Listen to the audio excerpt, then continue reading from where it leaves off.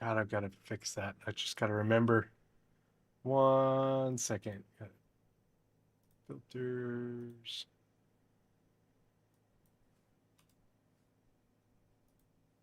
There we go.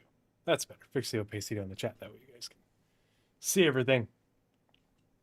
Alrighty. 07, everyone. Welcome back to episode 103 of the Pathfinders Podcast.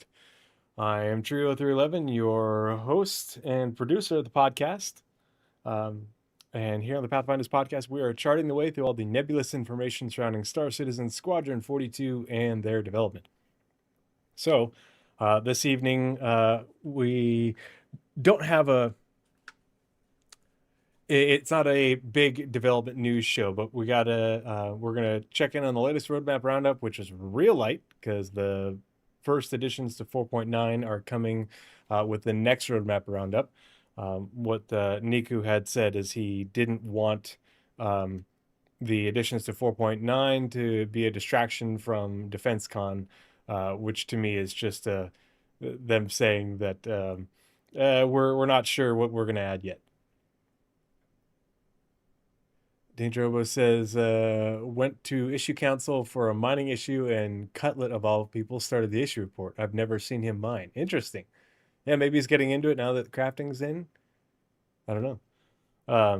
So we'll check out the May 20th Roadmap Roundup. There's also a Q&A for all things Alpha 4.8 that I think, like, nobody's talking about. I think the majority of the community slept on it like they do most comlinks. So we're going to check out the Q&A and see what the answers are that they have. And we're going to, there's one thing in particular that I wanted to bring up, but we're going to read through it together. And I want to hear your thoughts. I'll give you my thoughts and everything. Yeah, everyone has to mine now. Somebody's got to mine for me. I'm probably not going to do it. That is just not my bag. I'll do it a little bit here and there, alongside other people, but it's just really not my gameplay. Hey, SC Timble 07, good to see you. Thanks for stopping by. Hope you're doing well. And after we get through the Q&A for Alpha 4.8, we're going to take a look at the statements that were made in the recent SCL by Torsten and Jared regarding teleportation in Star Citizen. And people for the last week plus have been absolutely panicking regarding this. And it's like, you heard teleportation in Star Citizen, teleportation, fast travel, whatever you want to call it. They talked about teleportation, teleport to party leader, and everybody's just up in their arms and panicking about it and completely forgetting the very important context that it was discussed in and the very specific verbiage that was used. And so we're going to go over that, listen to it in detail, put our thinking caps on, do a little bit of critical thinking, and look at a few things regarding that about how CIG can actually make that happen within the Star Citizen universe and make it fit within the Star Citizen universe, because that was like a big part of what was said. And we can't, forget about the words that were said and the context that they were said in. You can't zero in on one thing and then just not think about everything else that was said. That is the opposite of critical thinking and critical appraisal of information. So we're going to do that tonight. So yeah, we'll see how fast this goes. It might be a little bit of a shorter show. Also want to remind everyone, if you haven't been catching my streams lately, I've been trying to stream regularly, usually Monday, Wednesday, Friday. Oh shit, already getting rated. Nebulous Taco. Hey, 07. Bumblisimo. Taco Raid. I love tacos. I love all the tacos. Hold on, let me get you a shout out. Give me 1 sec. Shout out at Nebulous Taco. Moobot right on time. Taco Raid, Taco Raid. So Nebulous, you were playing some Star Citizen, is what it says. What were you up to this evening? How was your stream? Really appreciate the raid. Thanks so much for the support.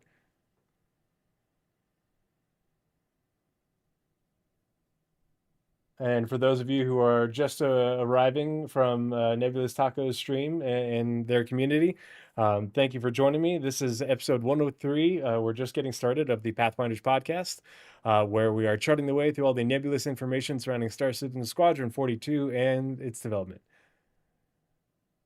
Oh, Juan Bellissimo gave you the recommendation. Hey, thanks so much, Juan Bellissimo. Really appreciate it. Thanks for showing some support and bringing a Nebulous Taco and the community on over. I hope you'll stick around and hang out for the stream. Should be pretty informative. North End Trooper, hey, what's going on, buddy? I was just saying, giving the rundown of what we're going to be talking about this evening, the May 20th Roadmap Roundup, the Alpha 4.8 Q&A, as well as talking about teleportation in Star Citizen and the recent comments that Jared and Torsten made. Nebulous Taco, you were running some Headhunter rep with a couple of org buddies. Awesome. Hey, thanks for the follow. Really appreciate it. Part of the ship. Part of the crew, part of the ship. Part of the crew, part of the ship. Yeah, it's when you get a bunch of people in your stream coming and hanging out and chatting, it's a really good feeling. It's really nice to be a part of a community and get to hang out, digitally with people and enjoy something that everybody enjoy something together. Something that we have in common. Running a Headhunter rep. Are you grinding the Headhunter rep for like any like blueprints in particular or specifically? Do you have a goal with the Headhunter rep? I've been grinding intersect rep, grouping up with people from my Discord as often as possible to try and grind that up because I want to set up a tactical strike groups event and try that out. But also been having a lot of fun testing out all the RR&R stuff for carriers and doing carrier ops and seeing what works, what doesn't, what CIG needs to fix and improve on. But yeah, so we'll be talking a little bit about teleportation. We'll listen to what Jared and Torsten said because the context is key, and then we're going to take a look at a few things from Star Citizen's development past regarding what their thoughts are on similar mechanics. Oh shit! Got to support a fellow vet. Awesome. Hey, Apples and Anarchy 07. Um, but I'm going to get comfy when I'm back. I'm trying to get the AD 4 and 5 blueprints for my M80. Oh, nice. Yeah, that'll be sick. The M80 is a pretty slick looking ship.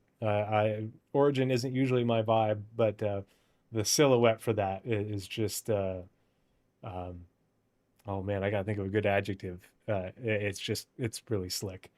I know a lot of people have been commenting about like, it looks like it should be stealth.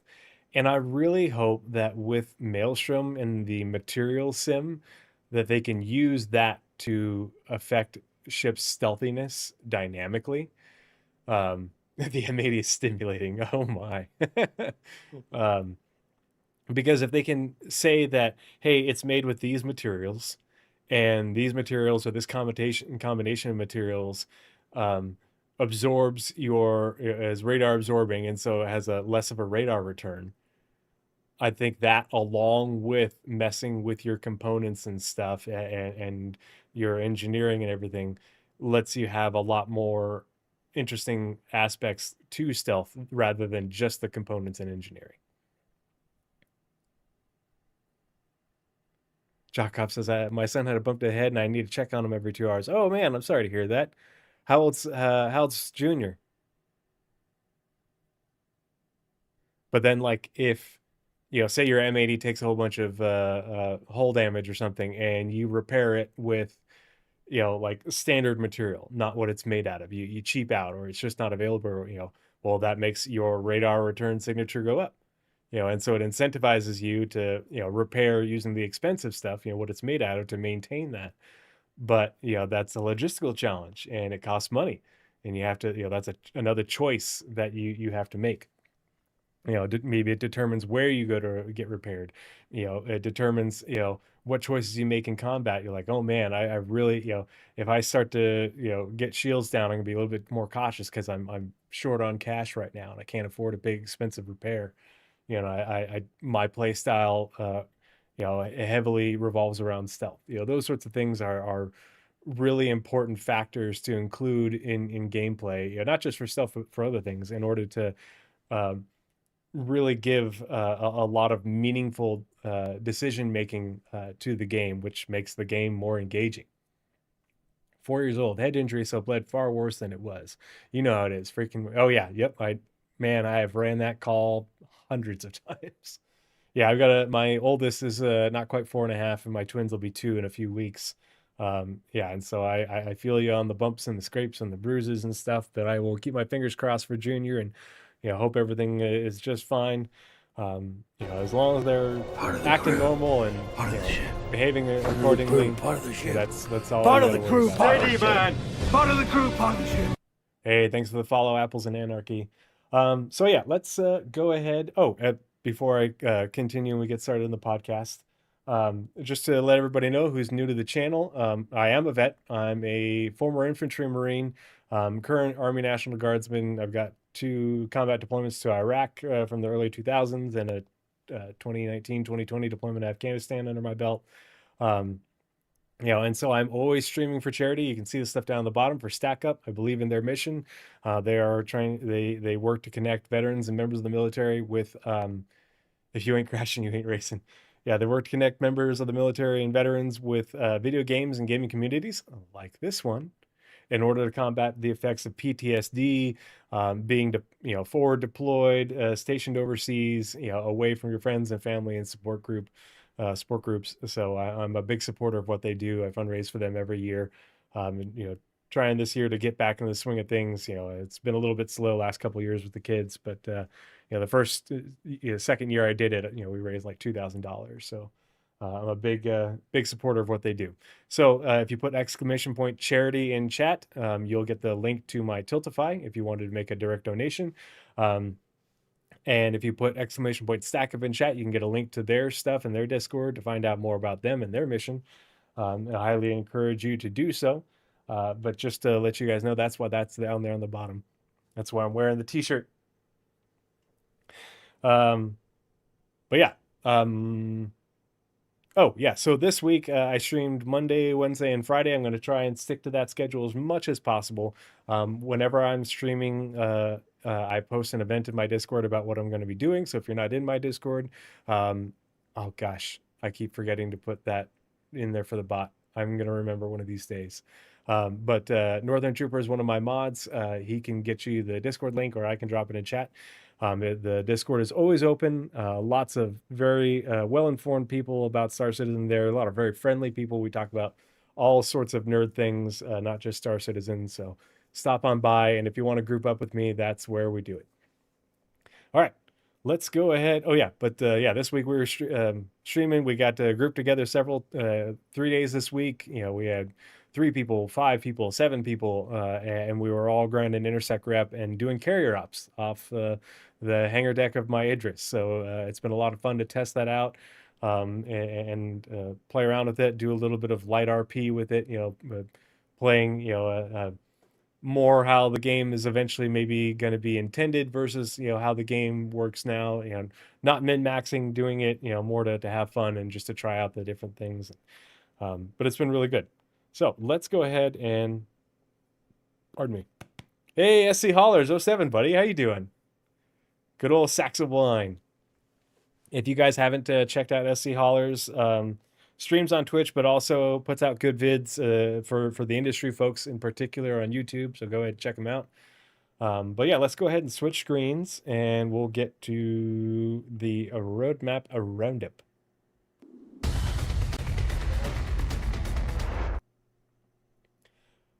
Alrighty, so this will be, this one's going to be brief, but it's always, it did not get the RP. Well, RP, not so much in like role playing, but RP in that like, hey, we're going to fly off the deck of the ship and we're not just going to cheese it and bring the Idris in to take out a bunch of fighters. We're going to use the fighters and bombers to take out the targets. We'll come back to the ship and repair. We'll be traversing the system in the Idris. We try to do the logistics gameplay of it that goes along with it. Building up to that and testing out all those systems. Play with roles rather than role play. Exactly. Yeah.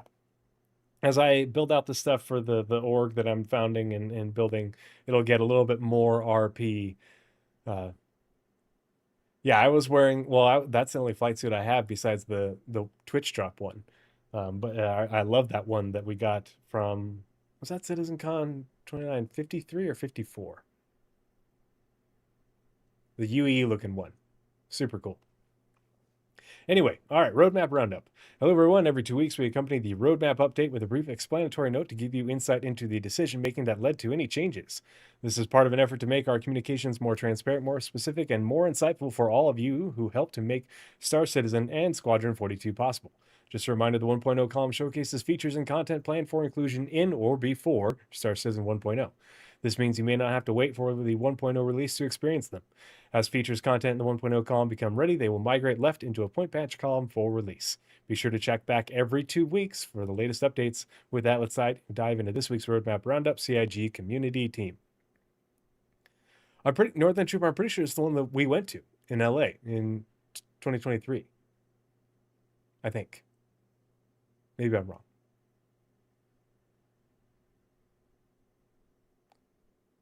Oh, yeah, maybe it was the 2954 because that one was themed on the UE and the Bengal and stuff. I think you're right now. Yep, hold on. I got a cough. Okay, so this is a very brief roadmap roundup. Because if you remember in the previous roadmap roundup, if you went to the Comlink, which we'll take a look at, or sorry, the Spectrum post, they always do the same thing, but in a Spectrum post where people can ask questions and provide feedback, and the community team will answer and stuff. So there's always a lot of good context in there. If you only check this out, or if you only go to the release view, you're missing out. Always check out the link to the Spectrum post because that's where they will answer questions, and there's usually good things to check out in there. They're pretty consistent about that. And if you don't religiously follow your bot in your Discord that scrubs for any dev posts, you'll miss out. So notable changes for May 20th, 2026. Release view Alpha 4.8. So pretty much everything has been committed or been set to release. We're not going to read through all these things. But then they also added space combat missions, defend locations set to committed. So if we go to the roadmap, has it been that long? Surprise, we're old. Yeah. Yeah, no joke. Yeah, that's crazy that it's been 2.5 years since we had there was Austin, there was 5 of us or 6. How many of us from our Boise Bar Citizen group went?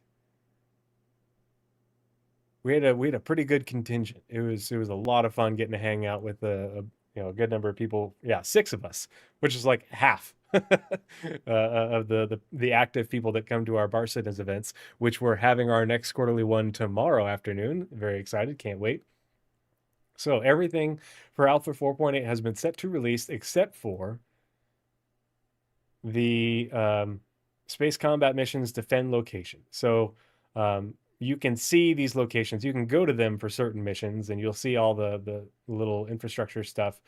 We'll read about those. So adding missions where players are now defending a location from NPC attackers. This includes a standalone mission and a compounding one where players will have multiple conflicting priorities to complete. Yeah, Northern Trooper is doing a giveaway. We're giving away an MTC. More PDCs, more better. But yeah, so you can go to these locations for like the intersect missions. Some of them will take you to these locations. But I imagine these will pop up in 4.8.1 along with maybe some other content. Let's see, 4.8.1. They haven't said when it's going to be, but since middle of next week is the end of early middle of next week is the end of DefenseCon, I would imagine the following Wednesday, the 3rd, will be about when we see 4.8.1, give or take.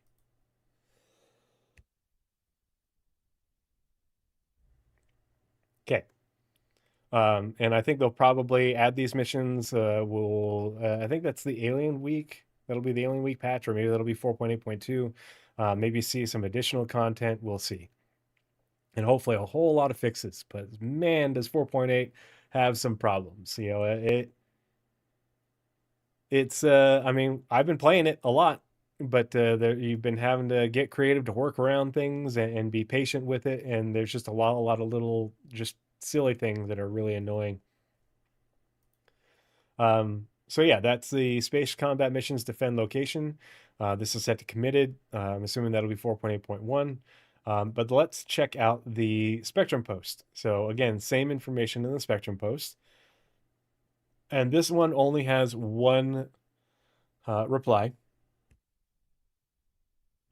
Pardon me, I'm on my second cocktail, so I got a little bit of a hiccup.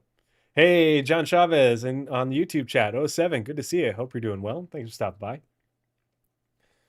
So we're keeping this week's Roadmap Roundup light as we ramp up 4.9 internally. We're aiming to share the first few cards of the for the next major update in 2 weeks if all goes well. So it was the 20th, so not next Wednesday, but the following Wednesday is when we should probably see 4.9, the first few cards, if all goes well.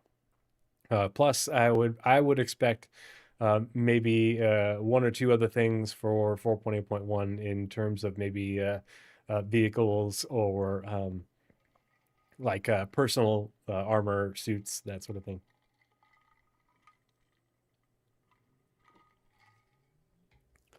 In the meantime, thank you for your recent reports here on Spectrum and on the Issue Council. The teams are working hard on fixes, and we're planning to release an update shortly. We'll let you know as soon as we have more information to share. We also just rolled out a few additional hot fixes, which you can review in our hotfix thread.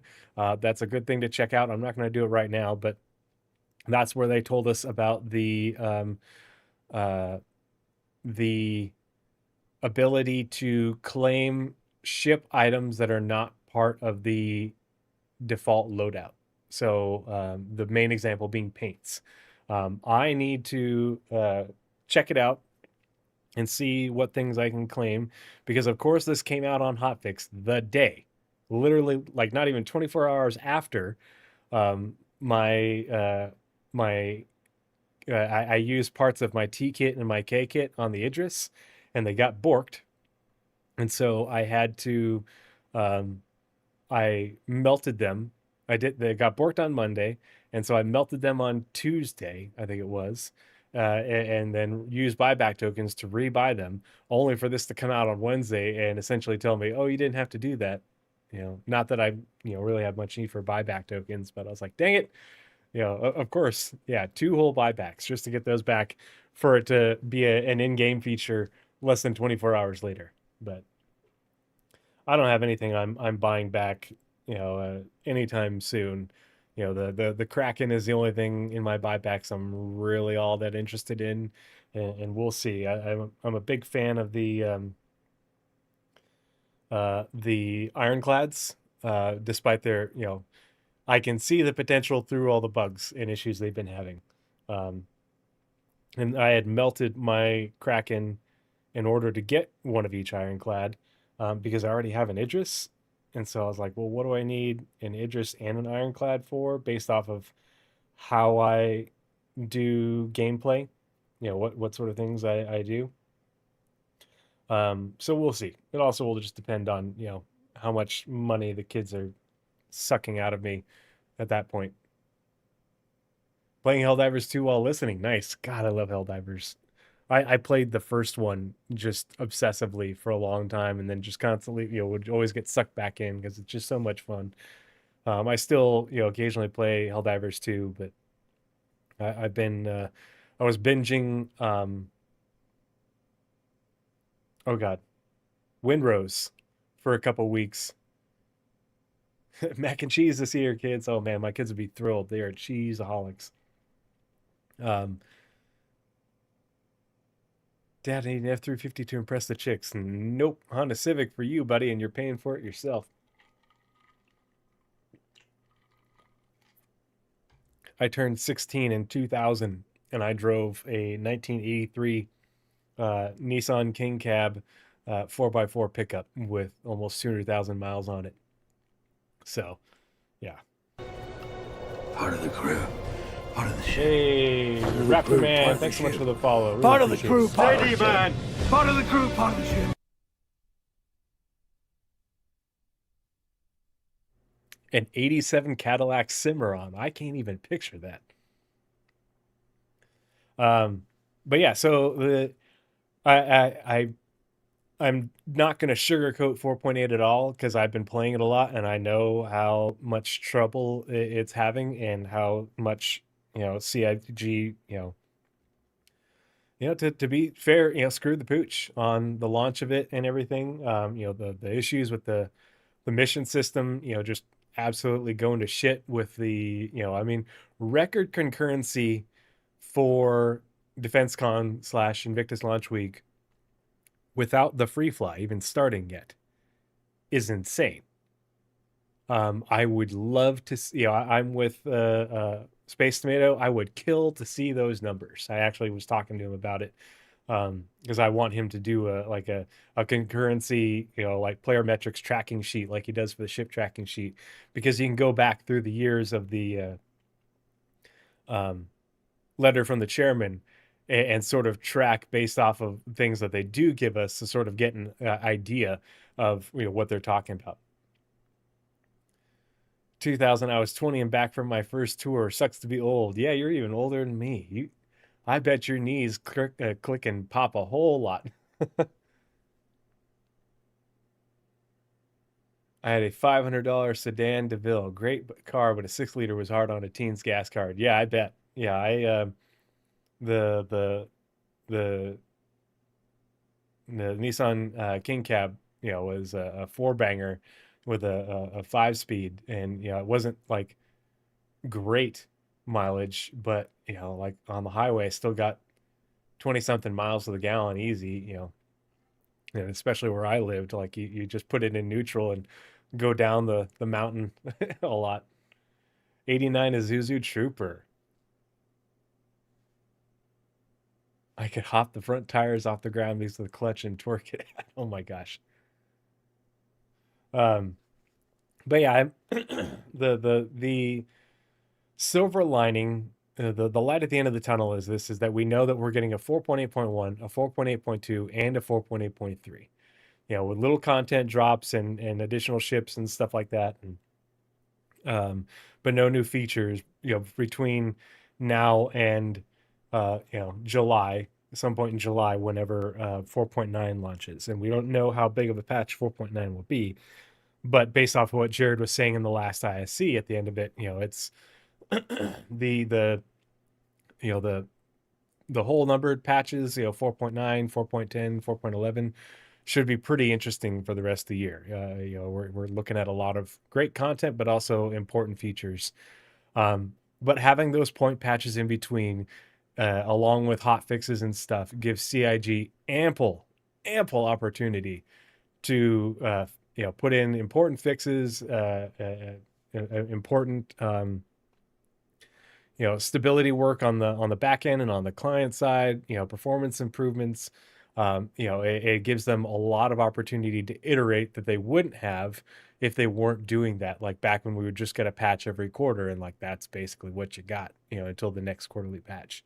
So that cadence, is less accelerated than last year in order to get them, allow them to get features in and test them more.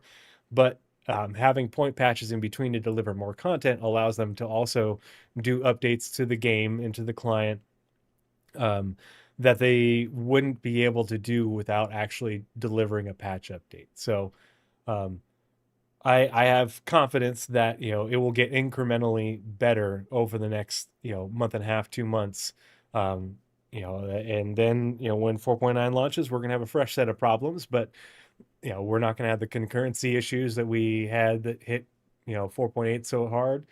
And so you just we're gonna have to ride the wave a little bit, but we are definitely in a year of 2 steps forward, 1 step back. But at the end, if each patch like that is 2 steps forward, then that means by the end of the year, we've made 4 big steps forward, in total. And so and it will be playing a much different and even better game than we are already. And with 4.8 having problems, that's not saying a lot, but given where we are now compared to where we were last year at the same time, the year before at the same time, it's a lot of progress. The game is growing by leaps and bounds, and so it just is what it is, and we gotta take it in stride. All right, let's go ahead and I'm going to switch screens. That way I have a nice little timestamp for when I upload this to YouTube. Give me 1 second, and then we'll get into the Q&A.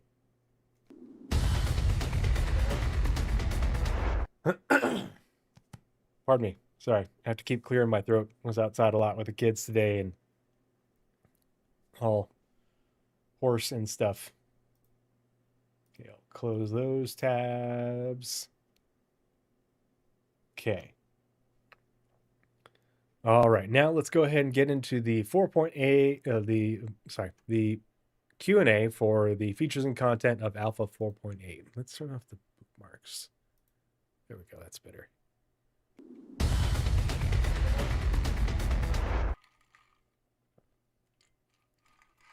Oh yeah, Apples and Anarchy. Yeah, man. It it like this last weekend and into the early part of the week was just stupid windy here in Boise. And so just everything's covered in pollen and dust, and it's just like constantly swirling around, and the dogwood trees are blooming and dropping all their crap everywhere. And it just, luckily I don't have any like nasal congestion, but it just leaves my throat itchy all day long. It drives me nuts. Really makes me want my huckleberry mules that I have here. Huckleberry, ginger beer, vodka. Yes, so good. There's another company that makes huckleberry margaritas that I get at the grocery store. Oh man, those are good. So good. Yeah, I'm gonna have to get a refill here in a little bit. All right, so pardon me. I use this image for the thumbnail for the podcast, but obviously you can see like it's the Q&A, and they've got a tab for each of the major groups of things: ship hangar services, the command module, refueling improvements, Ultiflex Novian crossbow, cast-like arms, plasma grenade. Huckleberry doesn't sound like a real thing. I didn't know it was a real thing until I moved to Idaho. I'd never heard, never had Huckleberry. The only thing I knew about Huckleberry was Tombstone. I'll be your Huckleberry, until I moved to Idaho, because like we don't have them in, California, up in the Sierra Nevadas where I grew up. And like we used to go camping in Oregon a lot, but we never went to the parts of Oregon where Huckleberry are from. And so we did a lot of our camping in the southwestern states, and a little bit up into Oregon. So I just had never experienced it, but once I got here and found that you can get practically every, huckleberry and everything, I fell in love. It's my favorite berry. Huckleberry Hound. Yeah, Huckleberry Hound. Forgot about that guy. Yep. 31 years old and 32 years. Yeah. Alrighty. So, Alpha 4.8 Tactical Strike arrives with a range of new additions and improvements, and we went straight to the teams involved to ask the questions we knew were on your mind. From ship hangar services to the command module, refueling improvements to the Ultiflex Novian. I always thought it was Novia. It's Novian, or is that a typo? Ultiflex Novian crossbow. Here are the answers from the devs themselves. I'd memory hold that. So, ship hangar services tier 0. This image is important. It is Novian. Okay, man. All these years. This image is important, and I'll explain why after we get through this first section of the Q&A. What is ship hangar services tier 0? First and most important point. Ship hangar services tier 0 is the initial version of a feature that enables ships with dedicated service bays. Dedicated service bays. Okay. Remember, words mean things. Words are important. Novian huckleberries. Dedicated service base. So when people talk about the Liberator, is the Liberator going to get it? Well, in the Liberator Q&A, they asked if it has any, dedicated or built-in, or what, I forget what the verbiage is, repair, refuel, rearm ability. And they said no. You players would have to do it by hand from supplies from the cargo grid, because it doesn't have dedicated facilities compared to a ship like the Kraken, compared to a ship like the Idris, things that have dedicated hangars. And so that's the difference, and we'll see if they change it. Who knows, they might change it, they might make it so that it's actually a dedicated hangar. But the Liberator is meant to be like the C2M2 in that it is a transport. It isn't it isn't it says light carrier, but it's not a carrier in that it has the support services that a carrier actually does. Now, can you still do it from the it was 400 SCU on the cargo grid internally. Who knows if it got bigger, but that's the important verbiage. So it's a dropship. I mean, it's, the naming is just wonky because, the definition of a dropship is it gets dropped from a carrier. So, one, the 600i has, that's meant to be like a hangar. And so maybe it will, maybe it won't. We don't know. We don't know how that'll go. All we know is they did a little bit of pre-production work on it last year, and we haven't heard shit since. But that's the important part, is the dedicated service bays to repair, refuel, and restock the ammo. The Kraken has hangars. So will you be able to do those things on the pads? We don't know. I wouldn't be surprised if your ability to do those things is limited on the pads versus landing on the hangar. The Ironclad. The Ironclad always had Assault always had a repair bay. That was always meant to be a thing. But we don't know what this will look like in the later iterations of ship hangar services. So I don't think the Liberator isn't going to grow like that. It's not an old enough ship to change that much. I think if anything, we will get additional Anvil ships that are of that size. But the days of things substantially changing like that are long gone, because when for years now, ships have had their white box done as part of the concept process, and so they haven't made big substantial changes. Go read the first paragraph on the. Tell you what, we got a whole bunch of new people here. We're gonna do it. We're gonna do it live, just because this is one of the things I always harp on. Liberator Anvil. This is how many times I've looked it up. I type in lib-e and it automatically pops up because it knows me. So, Liberator comlink. Again, words mean things. No, the vehicle just means vehicles. Vehicles can be ground vehicles. Vehicles can be ships. It is an all-encompassing. Unless they say ground vehicles, it doesn't mean only vehicles. But they also, they updated it. But it was always meant to be able to do repairs. So, go the distance with the Anvil Liberator, with the Liberator light carrier. From the Navy's most ubiquitous fighters to massive warships. What's tomorrow, guys? Say it with me now. Anvil Odin Day, massive warship, and large-scale troop and vehicular transport. Large-scale troop and vehicular transport. Anvil is synonymous with space combat and military operations, due in no small part to a laser focus on the mission at hand. So space combat, massive warships, and military operations, large-scale troop and vehicular transport. Anvil continues its tradition of excellence with the Liberator, an open-air vehicle carrier that applies the tradition of long-range transport to a smaller scale. That means the Liberator, which is over 100 meters long, follows the same tradition of other long-range transports, large-scale troop and vehicular transports, but on a smaller scale, which means that Anvil makes things for transporting troops and vehicles that are much larger than the Liberator, which is said in the same context as the massive warship, and we're getting the frickin' battlecruiser tomorrow as a concept.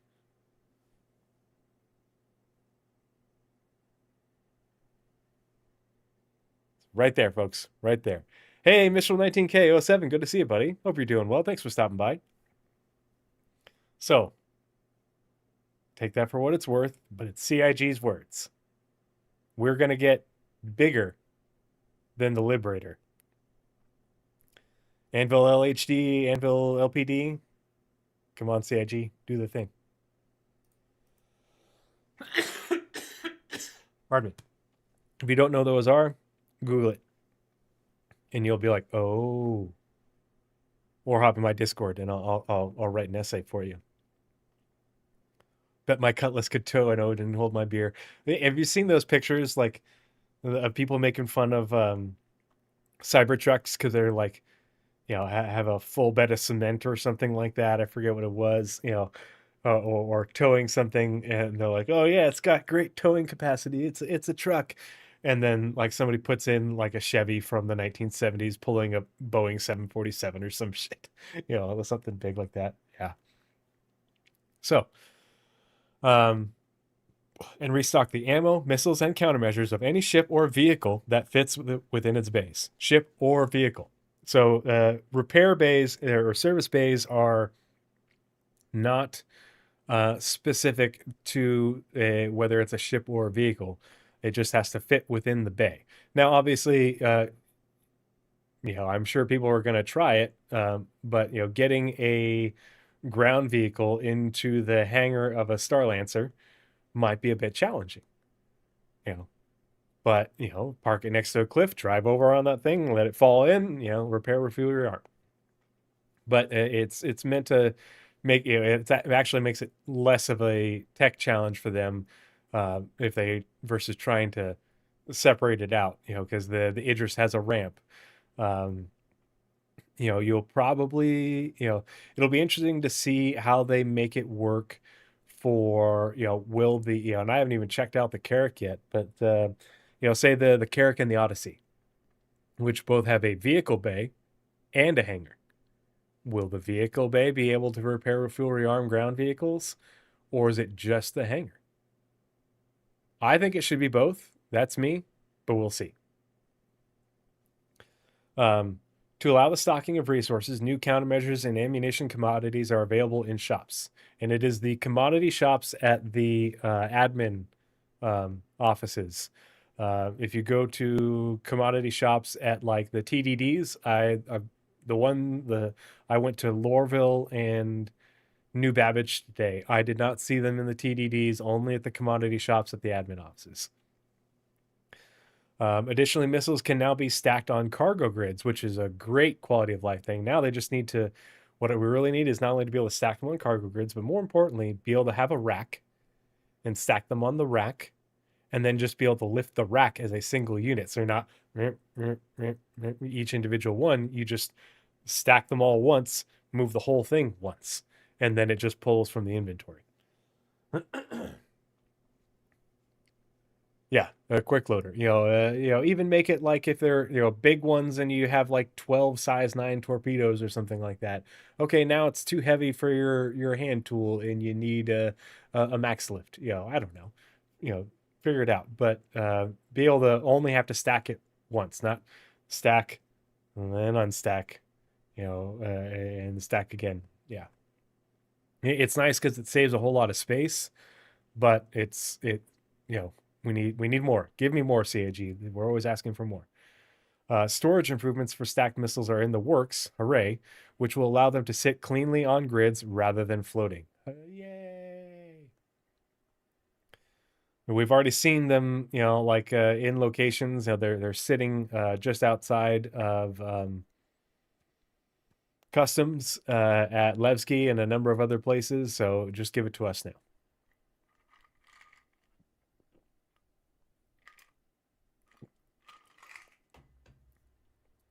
Okay, so what does Tier 0 mean in practical terms, and what can players expect from the feature at launch? Tier 0 delivers the base functionality with no cooldown between servicing operations. Ships can cycle in and out continuously. Monitoring capabilities, permissions management, and pricing controls are planned for future iterations.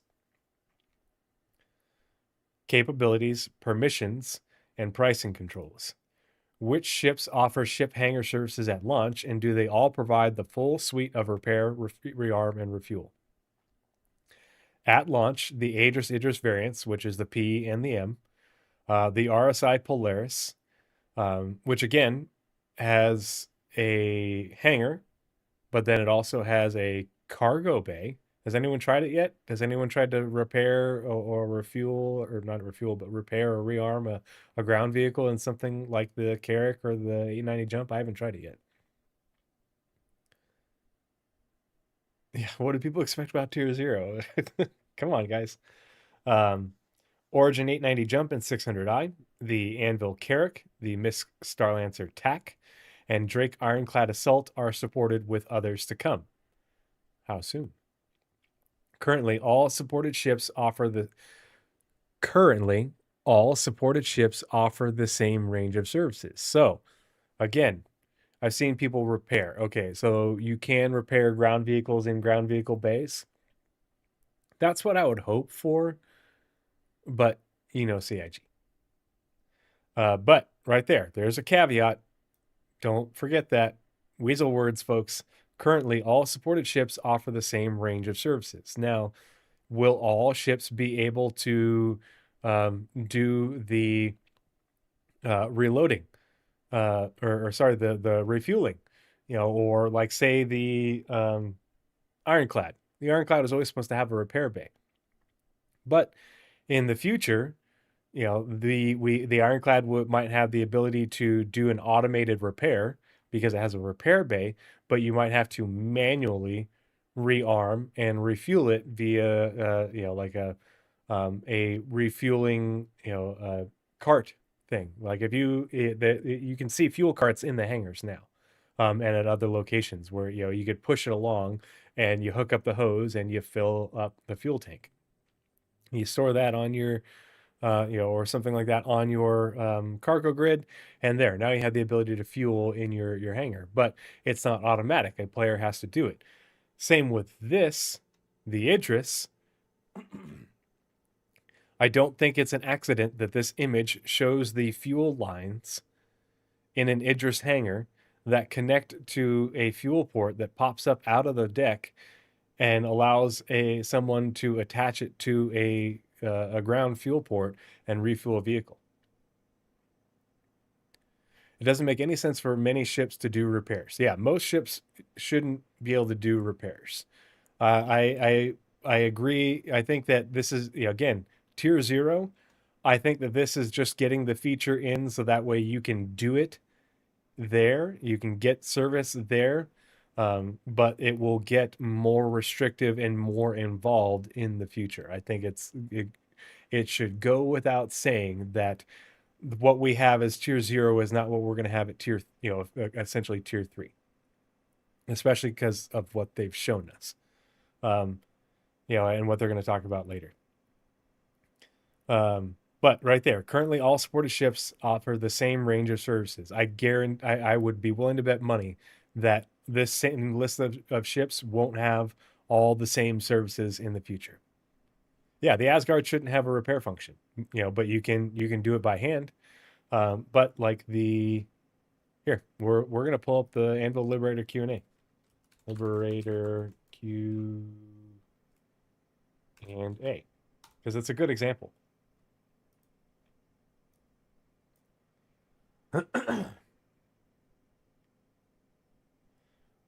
And remember, this is only a few years old. What sort of capabilities will this ship have for refueling, repairing, and rearming the ships and vehicles it carries?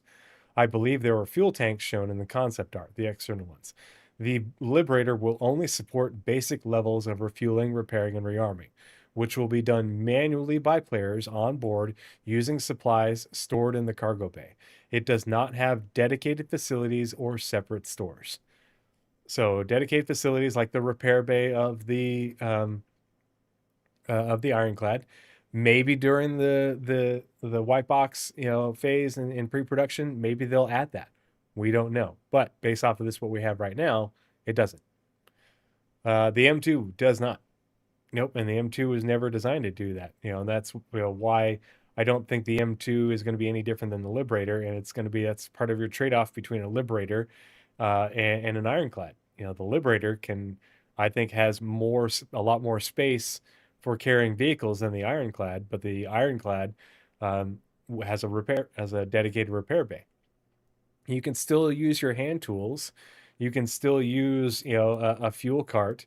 You can still use hand tools to rearm and everything, because like we're going to be getting the little ammo things in order to. There's going to be like a little port, a little place where you can just shove an ammo box into, or do something in order to rearm a Hornet, ballistically in the field. Yeah, and I mean, who knows what higher tier things we'll have in the future? They've never mentioned anything like that. We'll see. I think it's mostly going to be stat based. I don't think it's going to be adding capabilities, but we don't know. Just because that would be a whole lot more artwork for CIG in order to add these things in, because it's not going to be hand wave you. Yeah, if you go into the Ironclad Assault, you can see the infrastructure there. You can see the gantries in certain ships. CIG isn't going to build all these glorious animations for all these other parts of the ship and then not do anything for the dedicated facilities of ships in order to make it look like you're actually getting repaired, refueled, and such. But when they say dedicated facilities or separate stores, there's no dedicated refueling facility, but there's a hose line that plugs into a fuel port that pops up out of the ship. So you're not using SCU space for fuel tanks. You land your Idris, you dock your Idris, and you tell it to fill up your fuel tanks for the Idris, and you also tell it to fill up your auxiliary tanks, or whatever you want to call them, for refueling vehicles aboard your ship. That would be what a dedicated facility would be. Having a repair gantry, over each landing pad in order to have like a robot arm that comes down and does the repairs and 3D prints your ship to put it back together. That would be a dedicated facility. I don't think, who knows how they'll be doing rearming, but I don't think we're going to be getting dedicated rearming facilities other than drones. I don't think you're going to have a drone flying around and rearming things in the Idris. But I think that's what you'll have in hangars at stations, and maybe certain ships will be able to do that besides something like the Vulcan. But lots of caveats in just these first 3 paragraphs that people need to be aware of in order to set your expectations appropriately. That's why I'm reading this, because I've read it and I'm using it to set my own expectations appropriately, so I don't become disappointed, so I can, have a good idea of what is coming for the future. That's why I play the way I do, because I try to play for where I think CIG intends the game to go. Well, the Kraken. Remember the concept? Here. Drake, Kraken.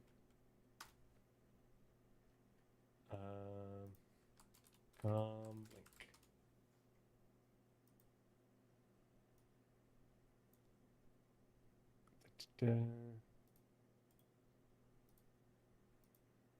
This is what I think of when obviously, like, I don't think it's going to look like this, but, because this is concept art and everything, but I think that there will be some sort of, if you go back to the age-old videos of what they were doing, and looking at and concepting repair work, like they had like almost like a robot arm, like you'd see in a factory that makes cars, like doing welds and stuff, and like the ship slowly coming back together.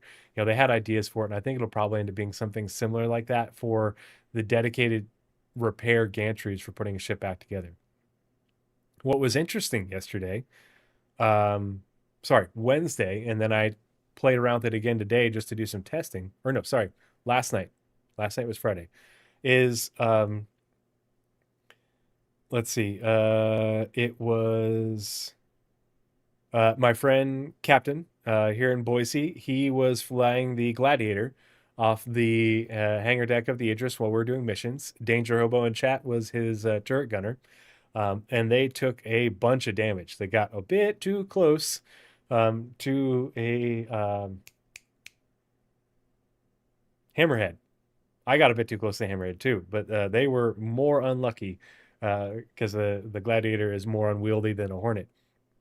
And they literally lost the majority of both wings, and the body was damaged.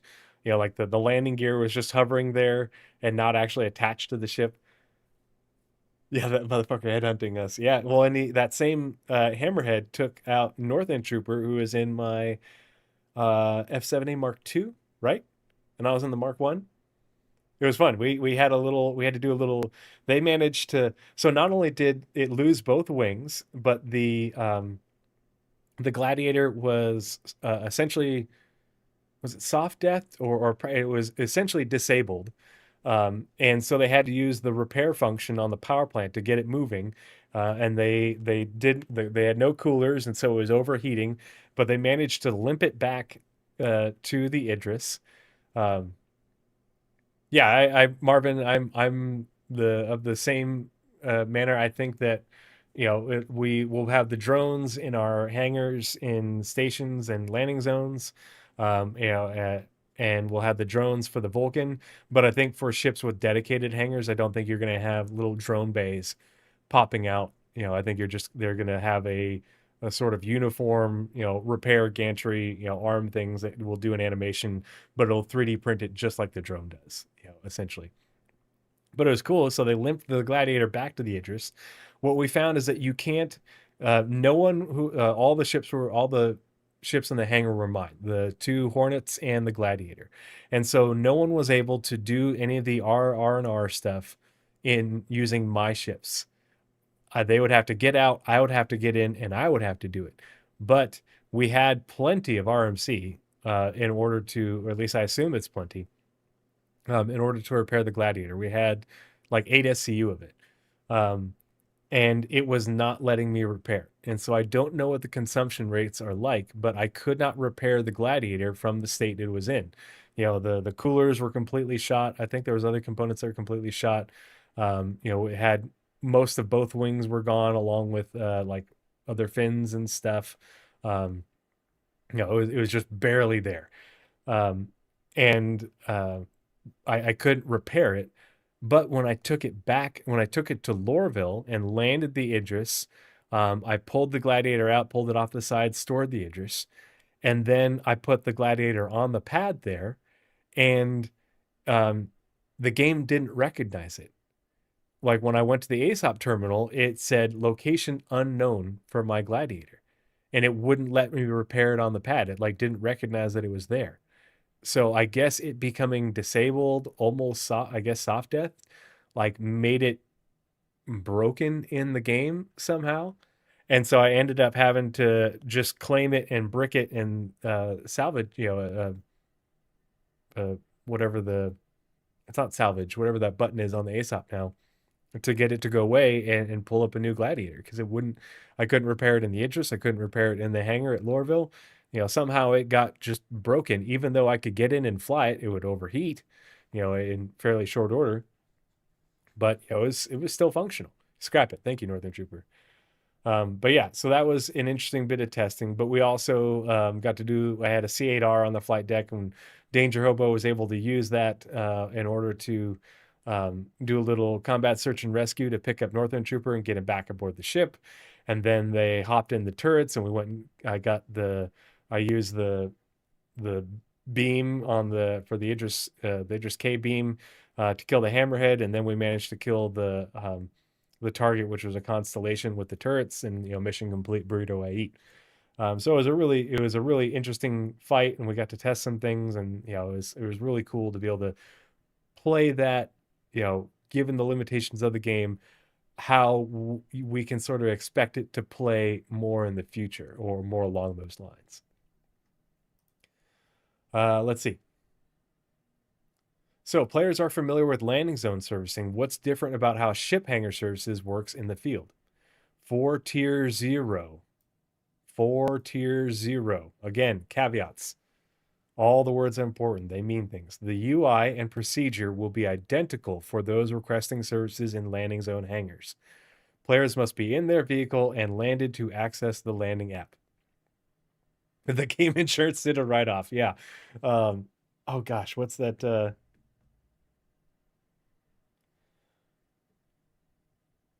What's it called? The when someone like insurance writes it off and you can buy it as a salvage title and stuff. Yeah. They wrote it off. They wouldn't let me repair it. They're like, no, we're not going to insure that thing. Yeah, that's funny. I like that. Um, but there's ways of words right that for tier zero. So for tier one, for tier two, yeah, they totaled it. They totaled it out. And they're like, oh, you can do with it what you want, but we're not going to insure that thing. And and if we're not insuring it, you can't repair it. But so for later tiers, the UI and the procedures, don't expect them to be the same. They're saying it right here. If I only need fuel and not repairs, can I request just that, or does the system service everything at once? Well, they just said it works the same way as ship hangar services, which lets you request just that. And if I want the full package, is there a quick option for that? Yeah, auction. That would actually be kind of cool. If you could buy a salvage title for a total ship and bring it back, and it costs you a tiny fraction, to do that, and if you have the resources, it's cheaper than buying a new ship, but you have to put in the work to you know get it back to up and running and looking new and be able to insure it. You resell it and you can't get a full price because it's a salvage title. The options are the same as at landing zone hangars. Repair is all or nothing. If insufficient RMC is available, no repairs occur. So that's my question. Did I not have enough RMC? Because we had 8 SCU. And right now the consumption rate for ammo is really small, like really slow. I think like, it's like for 1,000 rounds is like 1% of an SCU or something like that. I forget. We're talking about it, but I refueled rearmed ballistics on the Hornets multiple times, and it didn't make the percentage on our crates go down at all. But I don't know if that also was updating correctly or not. Who knows? Refuel fills the hydrogen in quantum tanks until full or by a specific amount. Restock replenishes ballistic ammo, countermeasures, and missiles. Ammo comes in several sizes and must match the size of weapon. All countermeasures come in decoy and noise varieties, and all ships share the same type. For missiles, racks that still have missiles loaded can only be restocked with the exact same missile type. Empty racks can be restocked with any missile of the correct size. And all services button was considered for quick servicing, but is unsupported for tier 0. Players must select each service individually. Like it takes you a tenth of a second to go click, click, click, click, click all 4. Foxy had a video where he was repairing on the Assault, and it was using a lot of the material to repair. Okay, I must have watched the run. I know he's got several videos on it, and I watched one of them, but I don't think I watched the other one, so maybe I missed that. I've seen the SCU repair costs exceed 16 SCU for a small ship. Ooh. Okay, well that might... Okay, but that is very interesting, though. So let's say, for sake of discussion, maybe the 8 SCU of RMC that we had wasn't enough to do all the repairs on that Gladiator, because a good chunk of that Gladiator was gone, along with the components being all damaged or gone completely. But the question remains, why was I not able to repair it at Lorville? Was it just like that because there was a separate game session? Because we ended up logging out. I logged back in today. I flew it all the way from Nix to Lorville, landed, pulled it out, landed it, stored the Idris, tried to repair it, still couldn't repair it, and it didn't recognize that it was on the pad. It didn't recognize it was on the pad until I claimed it, and then it said bricked. And then I was able to scrap it.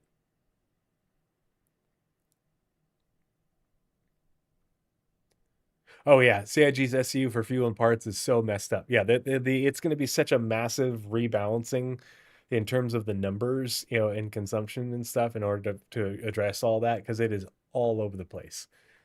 Yeah, the C8R, the cutter, you can't refuel a cutter. You can't fully refuel a cutter with a Starlight because it takes like 21 SCU of fuel, which is far bigger than the volume of the entire ship. Yeah, at one Bellissimo, I think it is buggy, but I did that too. I did that with the Gladiator. I stored the Idris. I tried to repair the Gladiator, wouldn't let me. I stored the Gladiator, and then I pulled it back up, and I tried to repair it again, and it still wouldn't. Or no, I didn't. I didn't store the Gladiator because it wouldn't let me store it because it didn't recognize that it was there. Um, but when I pulled up a Hornet, that Gladiator was still on the pad. So somehow it got borked. I don't know how or why. Spawn a new hangar instead of claiming the ship. That's what I have to do now, transporting ships into an ironclad. Yeah, I'll have to try it.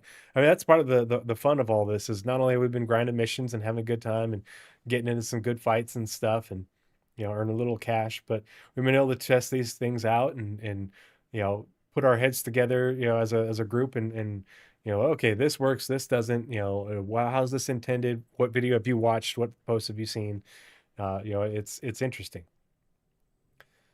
How quickly can ship hangar services turn a ship around? With this Tier 0 implementation, services are provided almost instantly. In a future patch, wait times will be introduced based on the amount of resources consumed for the services. So, this is important. They're already intending to put in wait times based off of how much resources consumed, for the service. So you've taken a bunch of damage. You have to get a bunch of fuel. You're low on ammo or you're bingo on ammo. It's going to take you a while. That is part of the reason why we're still going to have manual stuff. Because if you have a good ground crew, they can get it done faster. They want players to have the opportunity to be good at this and get it done faster because that gets it, just like medical gameplay, that gets you back in the fight. Conserve fighting strength. Get your ships back in the fight. Do it out in the field, field repairs rather than having to go all the way back to the station and waste that time flying. That's the part of this. That's why this image is here with these fuel lines and such. Because you'll be able to, for certain services, you'll be able to do the automated route, but you also be able to do the manual route, or some things you'll just have to do manually, even though this is technically a facility because it will have onboard fuel stores rather than you buying fuel tanks and wheeling them around, but use 550 and 90 mile per hour tape, easy. Yeah. Yep. Maybe some baling wire too. Olive drab duct tape, none of that silver stuff that's not tactical. But yeah, so I mean, if you're gonna have a timer, like it'll have a timer and everything in order to give people more choice and think about things and okay, well, I don't want to be out of the fight for a long time, so I'm going to go back now and repair while I have only a little bit of damage versus maybe it scales exponentially. Who knows. How many ships can be serviced at once, and is there any kind of queue system for managing demand? There is currently, again, weasel words, caveats, folks, no limit other than the physical limit of space in the bay. As the feature develops, bays will support a defined number of vehicles at once, with additional ships entering a queue until a slot becomes available. This is important. It doesn't show it right now, but last patch before this came out, if I had ships on the in the hangar bay of the Idris, it would, and then I stored the Idris at say Lorville or whatever, and I went to the ASOP terminal. It would tell me what pad on the Idris hangar those ships were on. And if I had multiple ships on one pad, it would only show one of them and the other one would be unknown. So like right now I've got an F7A Mark 1 and Mark II, and a Gladiator, one on each of the 3 pads of the Idris. And last patch, it would have said, this on pad 1, this on pad, this on, Idris pad 1, Idris pad P, pad 2, Idris P, pad 3. But other times I would, have 2 fighters, in the first 2 bays. In the third bay, I'd have a C8R and 2 C8Xs.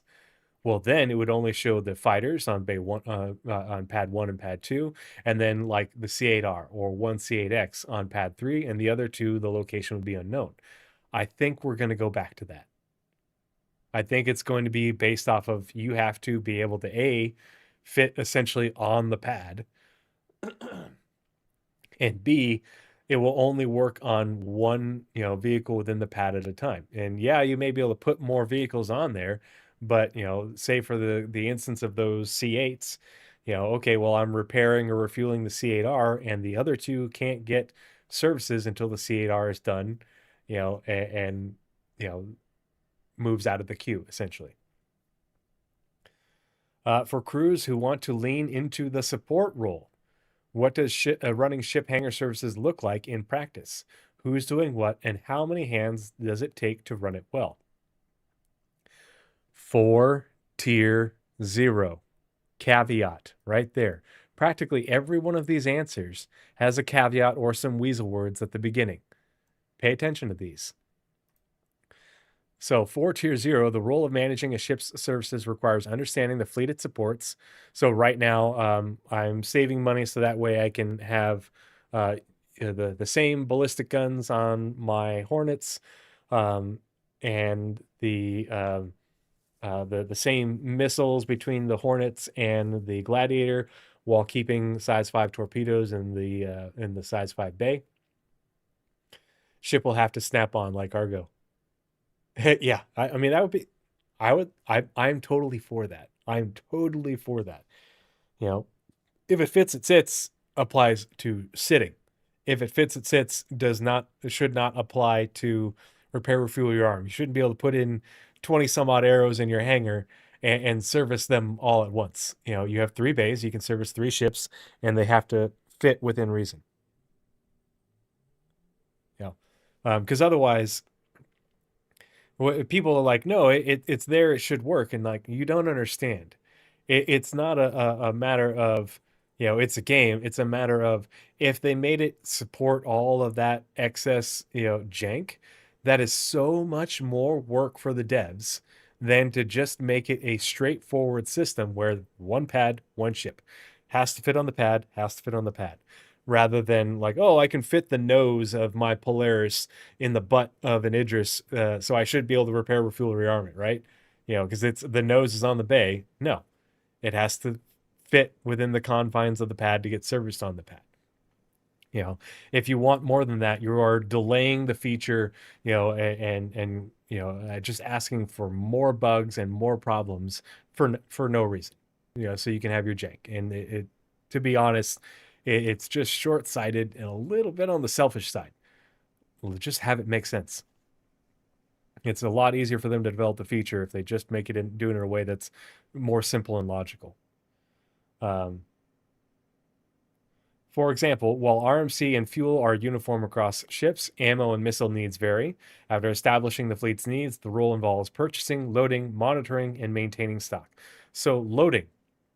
One issue that is a very big pain is we tested out essentially underway replenishment.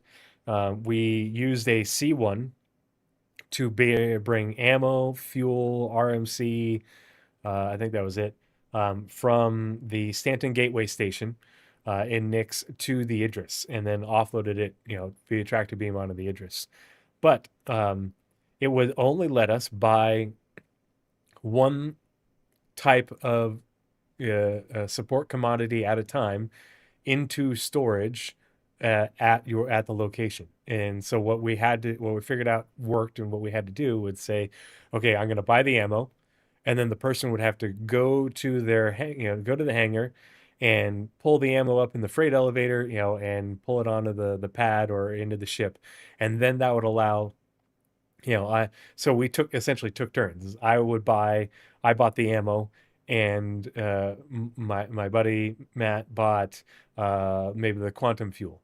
And so he'd run over and he load the quantum fuel up, and then I'd use the elevator to pull up the ammo while he's running back to get the next thing, because it wouldn't let you buy more into the local inventory until you had pulled that and you couldn't buy more of anything.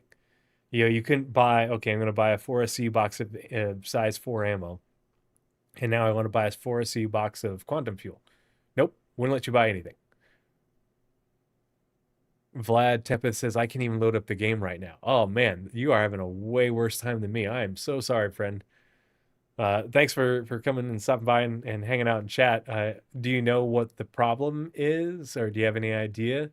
The performance in 4.8 is not great. I'm having screen tearing. I'm having some frame drops, and I have a 9800X 3D DDR5 6000 megahertz 64 gigs and a 7900 XTX, and I'm only getting 100 to 120 frames in space, and locations on planets and stuff. I struggle to hit 60, which is not normal for me at all. And I get a lot of places where pretty significant frame drops and stuff. Yeah, so a pocket calculator, humble flex. Yeah, no, I've always been nope. I have to have a top end system. I only recently switched from NVIDIA just because I can't justify the price point of NVIDIA anymore, given the performance disparity just is not there for that much money. I got kids; they're expensive.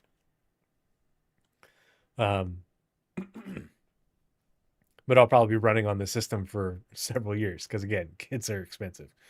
But the performance in 4.8 is not great, and I know there's been a lot of crashes reported client side. I have had a few 30Ks in terms of the server errors, but everything's recovered just fine.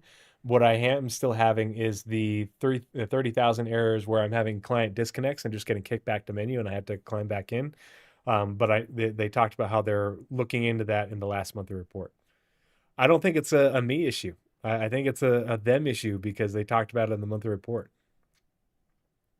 Star Citizen not responding, launcher not working. Oh, geez.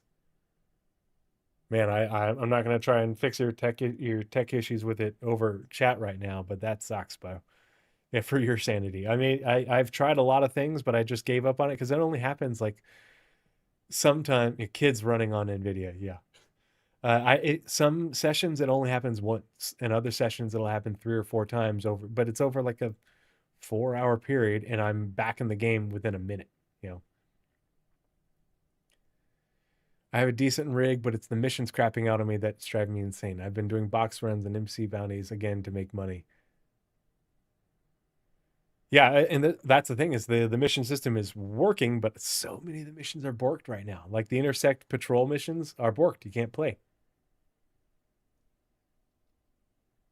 Hadn't played since 318, 103 gig download to get 4.8. Woo! Oh man, that's a long time. So let's continue on. How do you see payment and compensation systems developing within ship hangar services? As there is currently no interface for the host ship to set prices, we made the decision to make services free, allowing players to use the feature to support their orgs. As the feature matures, we plan to introduce a dedicated service terminal to give host ship operators full control over pricing and permissions.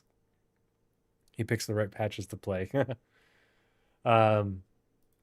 Does the system distinguish between an invited guest and an intruder when another player enters your hangar? Yes, players who trespass aboard a ship will automatically be blocked from using its services, which is nice. They can't steal your shit.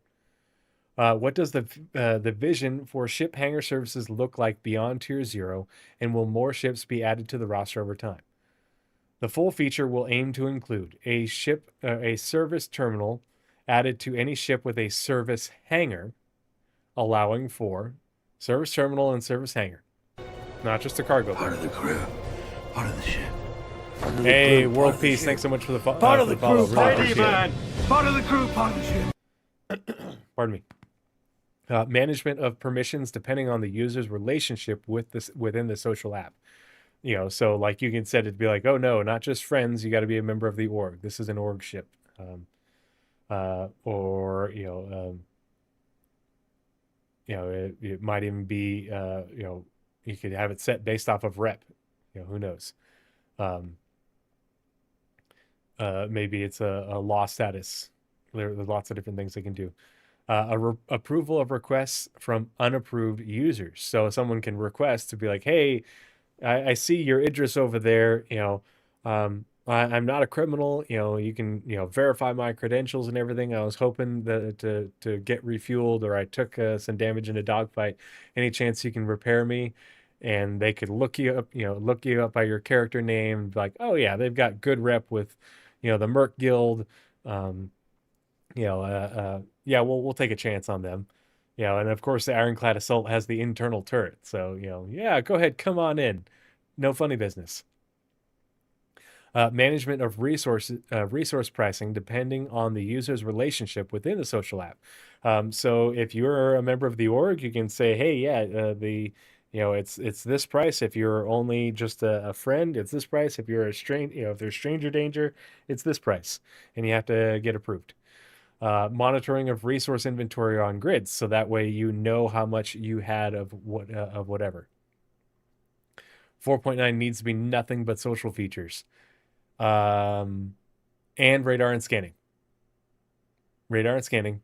Radar and scanning. Radar and scanning. Locking of amounts of resources from use in services, so that way you can say, okay, I don't want to get into well, I don't want to bring it back into that E buffer where you only have 1 gallon left in your tank. 3 times the price if your name starts with tree. Fine. Didn't want your fuel anyway. But yes, we desperately need social features, but the way Benoit talked about it and it coming in phases, or I forget what adjective he used, we're going to get drip fed it throughout this year and into next year. Yeah, I'm hoping we get more suit stuff. I really want industry suits to be able to, say you're using a two-handed, a tool, doing mining, doing repair.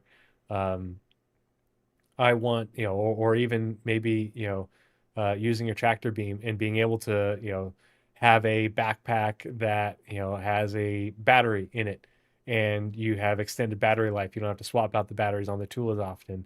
Have it so you have to be wearing a industry suit and have the backpack equipped, and that's the only way that, otherwise you have to like unload the tool into your backpack. But if you have the right suit, like the Aerial, it's got the hose that runs down your arm and it goes directly into the tool, and you can just mine or scrape or whatever directly into your backpack, and vice versa for repair.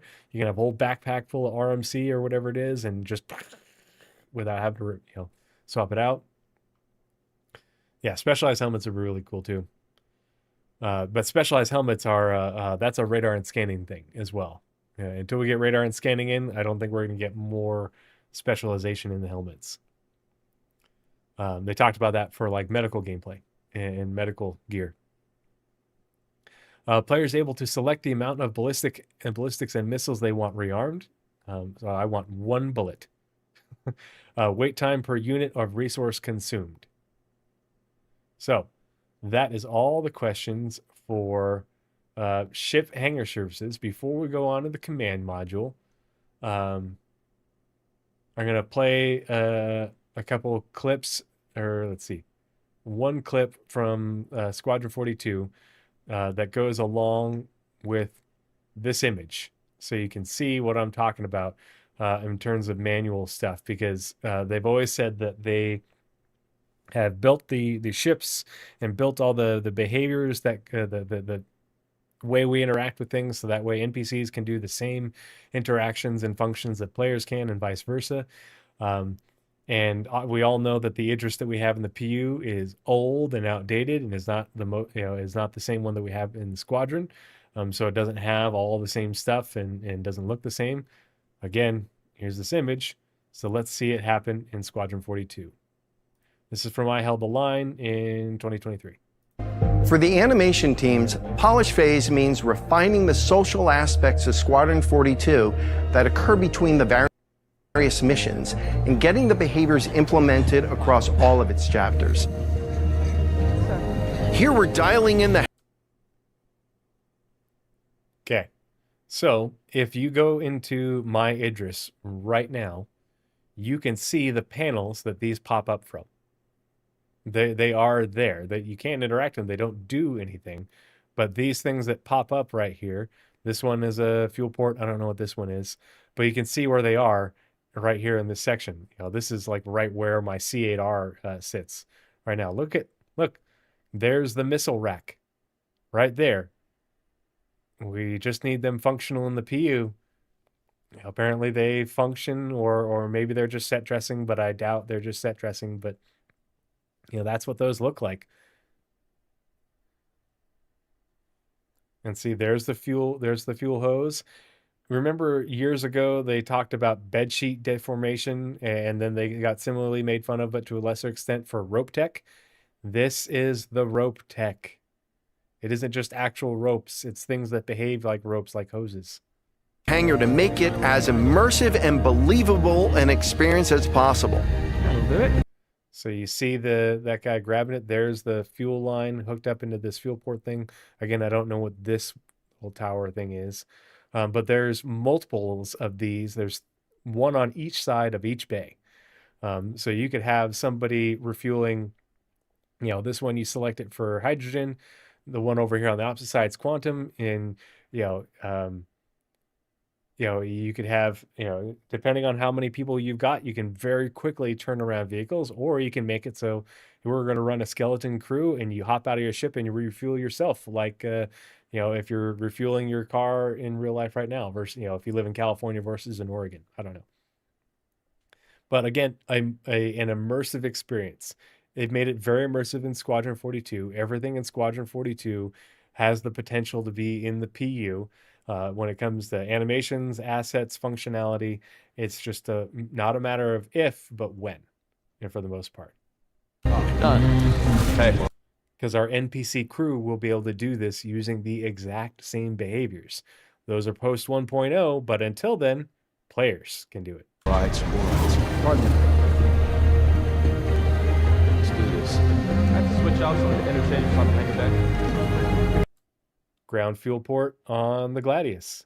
Just pulls the hose right over there. And so you can imagine if you had a really well-drilled crew, they land, you come in, you land, or maybe they don't even land. Maybe they just hover.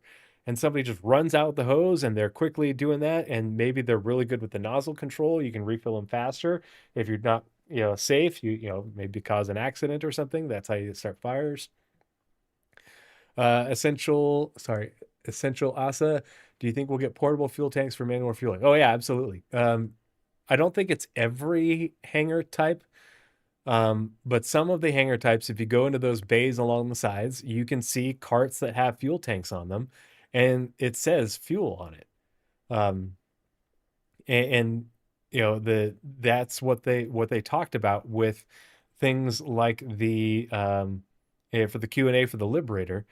If you've got one of those things on your cargo grid in your cargo on your cargo grid in the Liberator, which is in the back left, if it's stuck on the grid, you're not going to be able to refuel it if it's a vehicle in the front or a vehicle on the top. But if it's on, if it's just a wheeled thing that you can push around, you just push it to the elevator to go refuel the ships as they come land on the top pads.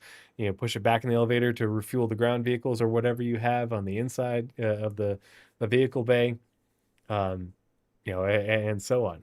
Who knows how the ammo thing is going to work? I think that we're going to get small little ports that you can put like 1/8 SCU boxes in, of ammo. And so you have to have the right size ammo boxes or right size ammo for it.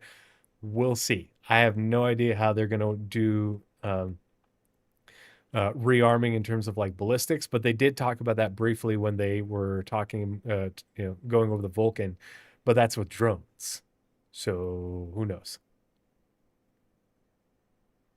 My biggest pain point is being unable to refuel hover bikes or snubs without QT. Oh, refueling their hydrogen? Well, you can do it with this, right? I don't know. I haven't done that. One Blissimo, what are you talking about? Rework of all ships for what? Because, like, the majority of the newer ships have ground fuel ports.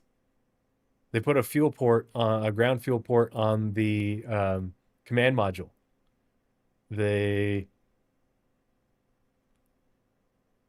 If you have a space, put an ammo box. I don't know. They're gonna. That was one thing that they talked about briefly with the drones. Is that you would fly them over to the ship, and then you would tell it to do the thing, and then it would play an animation to refuel them, rearm them, do the repairs and stuff.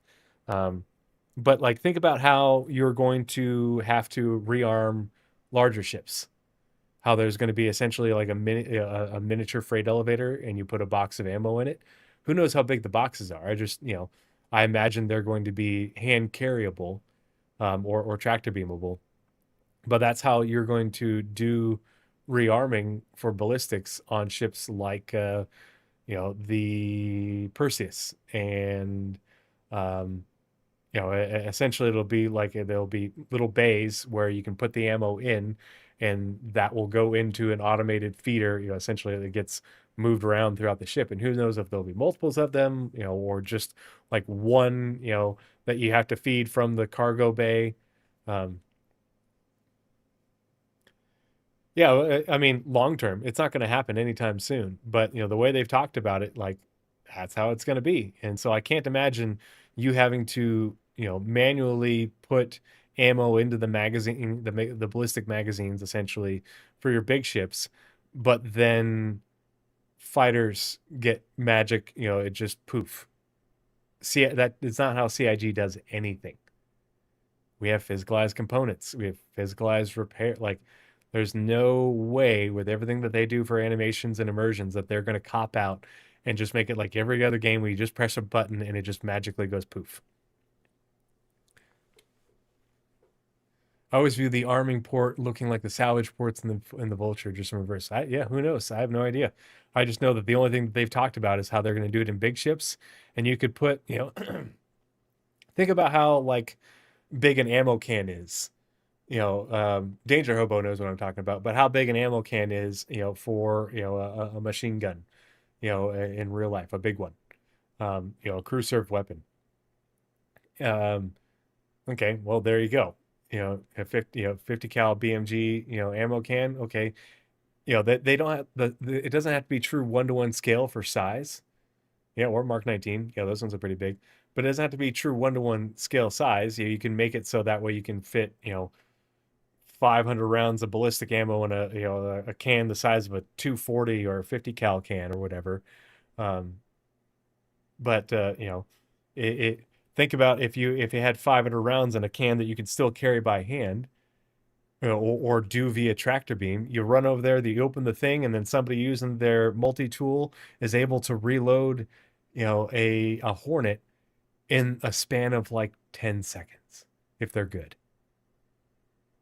Which again would just take the delay that they're going to put on there and make it a real thing. It'll take you longer if you do it yourself, but if you have a good drilled deck crew, they can get your ships back in the fight and essentially have keep you having greater numbers than your enemy who doesn't have the deck crew doing those things. We're getting a weird afro.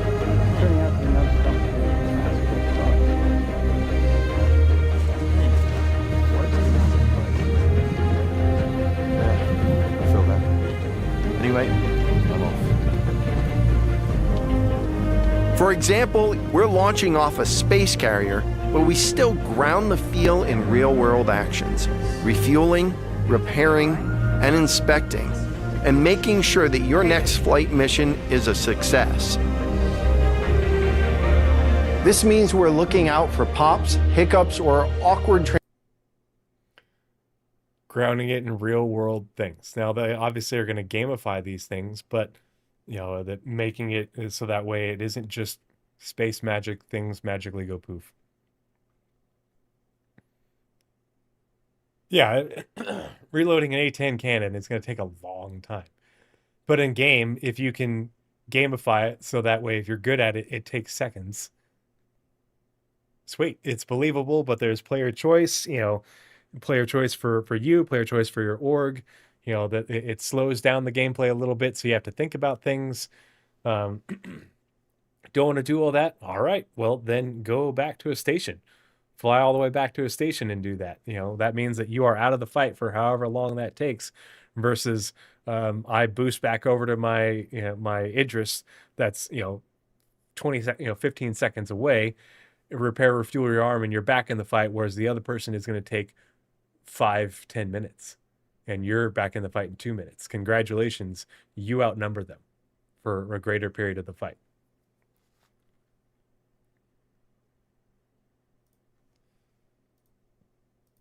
Okay, before we get into the the command module of the Q&A, I'm going to refill my drink. I'll be right back.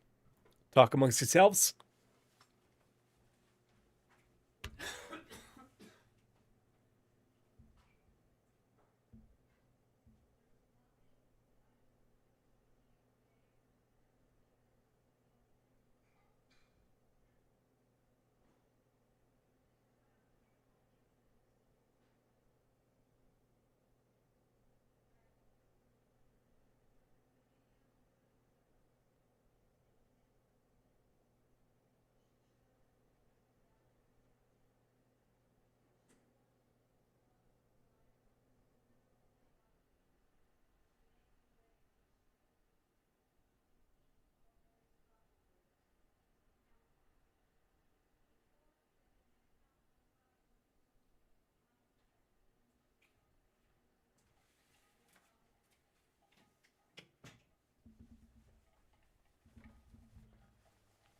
All right, let's talk about the command module. Pretty cool when you can get it to work. Hopefully they have all the kinks worked out, or at least for the most part, before we get to 4.9. Teacher's gone, let's riot.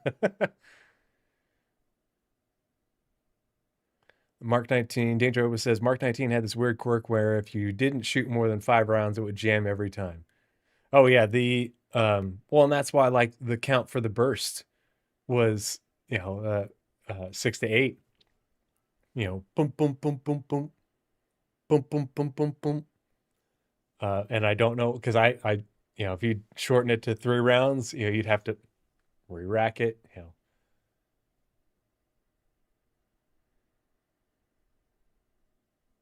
Oh, Mike Lansing, the command module giving you a lot of hard times. Yeah, I tried it and I was like, okay, I'm gonna wait for them to get some fixes in because this is a pain. It's neat. I love that they put a tractor beam on the nose of this one right here. I do like the ironclad. I do like the placement of the tractor beams, the one here and the one up here on the rail. And then the internal one. I mean, you guys. This one being here in order to use it, not only to help with the ironclad, but also like it works really well for the caterpillar. But yeah, it definitely needs a lot of work. So command module, what is the command module? The command module is a detachable ship that serves as both the pilot station for the attached craft and an escape vehicle for the craft's crew.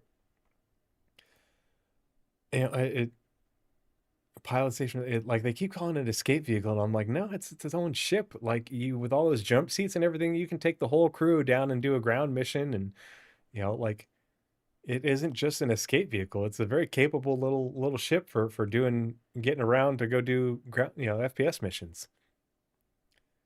Oh yeah, socially confused. I was actually going to get to that, but I am 100% convinced that now that they have this tech in the game and they'll iron it out and polish it, that it's going to get reused a lot. And not just for Drake. The feature of the command module, is going to get used by other manufacturers. What can the command module do when detached? When the command module is connected to the host ship, its own systems are disabled and control of the host functions is assumed by the module, allowing players to manage power allocation and more from within.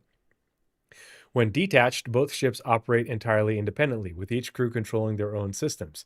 The command module functions like any other ship. It can fly, quantum travel, and engage in limited combat scenarios due to its weapons loadout. How has the command module changed since it was first envisioned? Compared to the original Caterpillar module, you'll notice a slight size increase to accommodate all the requirements of both the original Caterpillar and Ironclad crew sizes for its role as an escape vehicle. In addition, the full set of components to make the ship function is physicalized and accessible, and a ground entrance ladder is now fully set up. All the drop seats have personal storage integrated into their bases, and the ship retains some bunk beds too. Overall, the command module retains the spirit of the original, but has been updated to modern standards inside and out. Does the command module have a docking collar, allowing it to dock with ships beyond the Ironclad and Caterpillar? No, the only ships it can currently connect to are the Caterpillar and Ironclads. But the Ironclad does have a docking collar. Yeah, I remember, if I remember correctly, I know there's one on this side. I thought, isn't there one on each side? Am I not remembering right? I thought it had a docking collar. I thought it had a docking collar on the opposite side from where the command module is. John Chavez says, there was a podcast where somebody told a story where a guy fired a burst of warning shots from a Mark 19. Yeah. What was that? Warning shots from a Mark 19? The docking collar's blast door looks great. It looks like a vault door. Yeah, it's super cool. It definitely has that very solid looking feel. Breaching charges, breaching tools when, CIG?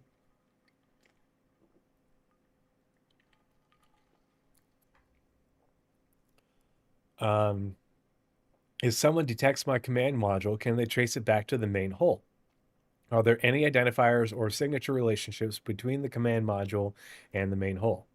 This is not something currently supported, but one we want to look into in the future. The last we saw of the breaching tools was in 2020, and Zach Priest talked about it in the FPS SCL. I think he mentioned it. I don't remember if he said it's coming this year or not, but I think he did say it is in Squadron. I'd have to go back and listen. If my command module is docked and someone boards my ship, can they detach and steal it? Yes, make sure you don't let unwelcome people aboard. Hey, King Ronan, good to see you again. Hope you're doing well. Rob Moraine, hope you are observing this Memorial Day with loved ones, and that those of yours we celebrate remain in your heart forever. We had a nice steakhouse dinner last night that I made for us. Well, my wife and I ate it. The kids were not interested in the tri-tip, but they lost my gain. So that was our Memorial Day dinner. And then tomorrow, Northern Troopers in chat, but we have our quarterly Bar Citizen Boise event at our usual spot tomorrow. So I'll get out of the house, get away from the kids for a few hours and hang out with the guys and have a beer and have a burger and enjoy the weekend. Think about that. You guys can't see it. Here, hold on. Is that taped up?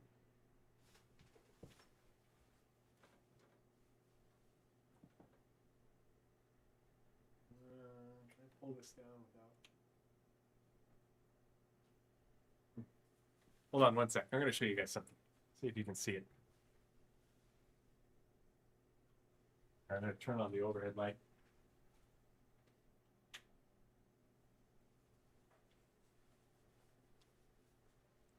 See if I can pick up the camera enough and turn.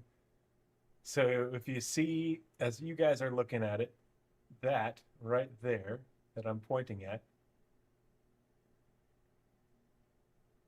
That picture, you can't see those guys, but those are two of the guys from my old squad back in my Marine days, way back when, my two best friends. And that picture right there,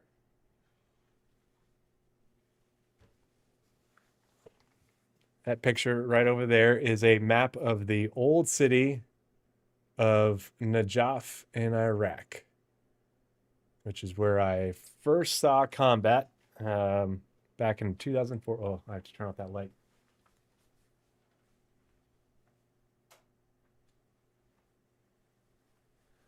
Back in July through September of 2004,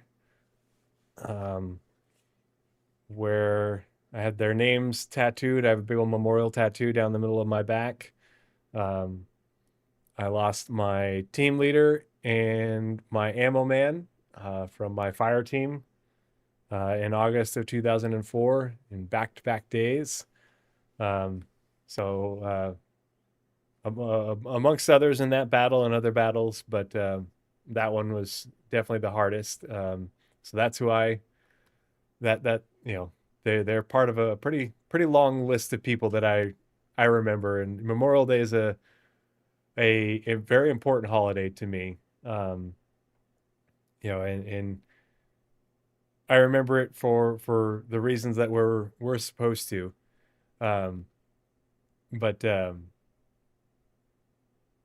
Yeah. It's always kind of hard, especially when it falls later in the month, because my birthday is actually next Saturday as well. And so oftentimes Memorial Day will coincide or nearly coincide with my birthday. And so it gets a little somber. And so I always try to do something to, like not take my mind off it, but, make it a little bit more of a happy thing, think about them and their memory in a happy and positive light.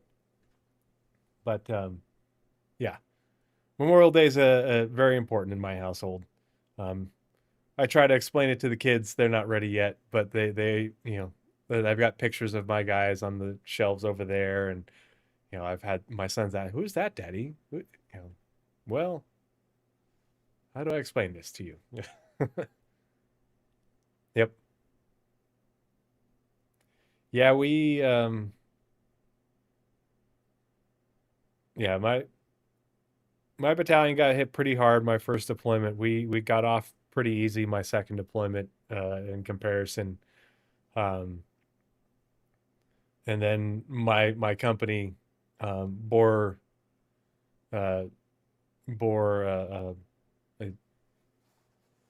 not quite the lion's share of our casualties from the battalion, just because we got started off in the Battle of Najaf at the very beginning before the rest of the battalion arrived to reinforce us. So yeah. So yeah, let's keep going. Refueling improvements and new contracts. Refueling is like the only thing that's new that works reliably for me. The getting refueled by an NPC, the refueling beacon. I haven't refueled anyone other than using the R&R stuff. Pardon me. What improvements and updates have the team made to the refueling mechanics in Alpha 4.8? So the system has been significantly simplified. Fuel nozzles no longer take damage, and flow speeds are adjustable through item customization. Fuel pods remain closed by default and must be opened manually, then automatically closed once the fueling process is complete, just like on your car. The refueling process is automated. As long as a fuel pod of the appropriate fuel is opened, the process will start and end automatically once the receiving player confirms their purchase. The base flow speed is now defined by the nozzle, while the different fuel pods add a modifier to it. So your choice in tools affects the performance of it. Hey man, yeah, no, I'm not. I learned a long time ago, King Ronan, that it's far better and very important to talk about it to a certain extent.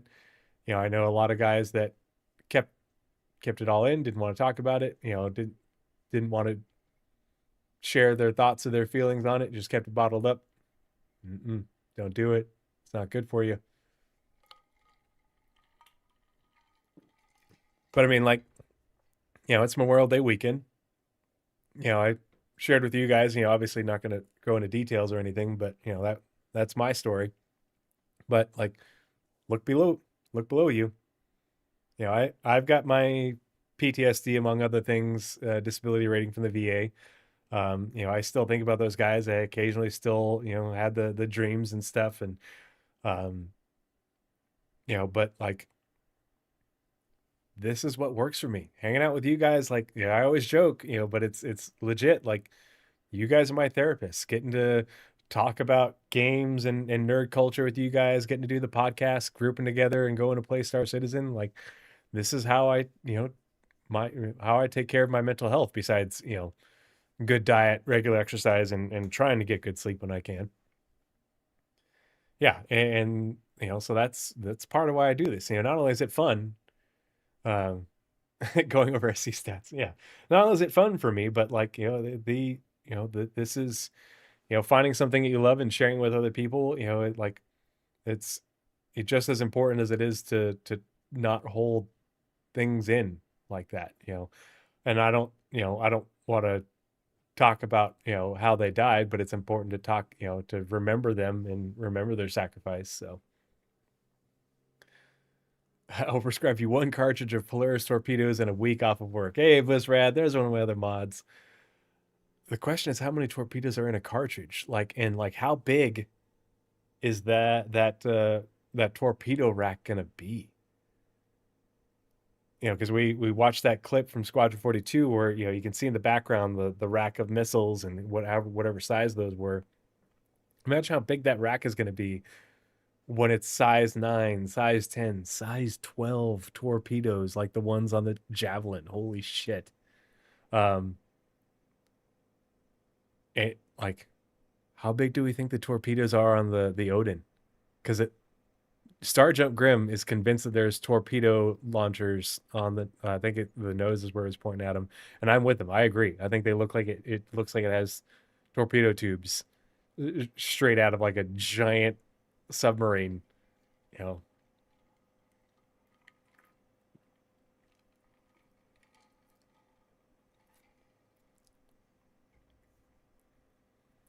David Dwayne Taylor, '07, fair winds and following seas, my friend. I want 8 torps per rack in it to make a loud ping, proper clip style, like a Garand. I really want a Garand someday. I've got a beautiful Springfield 1903 in the gun cabinet right over there. It was my great grandfather's from World War One. It was in pretty rough shape, but I had it restored and placed into a World War II era stock. It looks good, and that thing's a tack driver. Oh man. So yeah, I have had a lot of people complain that the gameplay for refueling is gone and it's just based off equipment. I don't think that's going to stay that way. I think that they reworked it in order to make sure that it works and get the base functionality into it. I think we're back at a different level of tier 0 of refueling, giving it a new foundation to start from, and that they will then have it evolve like they did for mining. And that there will still be interaction, but we'll just have to wait and see. He spoke of aspirations of joining the FFL and being an operator. FFL, what's FFL?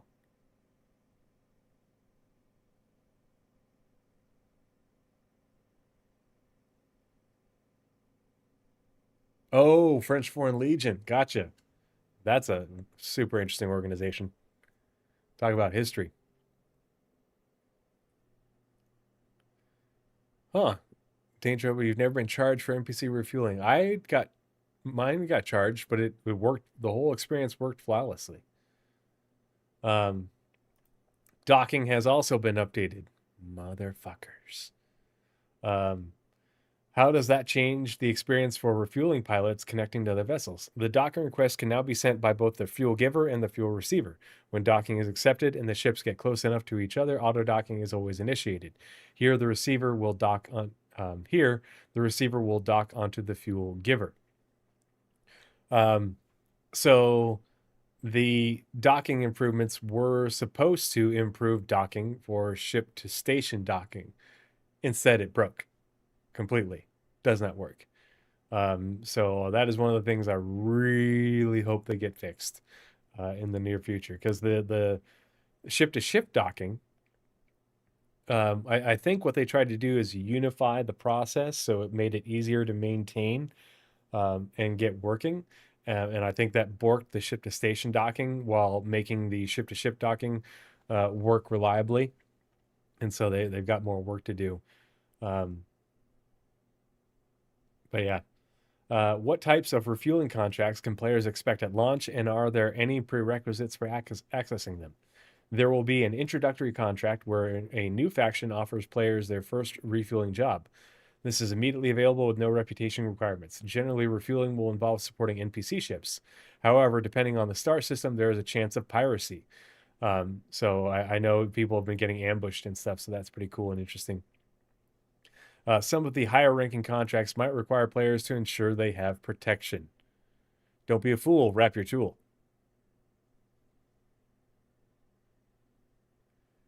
Because the French Foreign Legion is badass, Danger. Those guys are hard freaking core. I think of Secondhand Lions. I don't remember that. Can players take on multiple refueling contracts simultaneously, or is it one job at a time?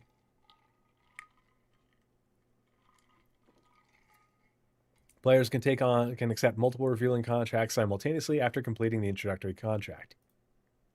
Can refueling contracts be tackled as a group, or are they designed as solo contracts? Yes, there will be contracts that have more than one ship to refuel. That'll be interesting to see.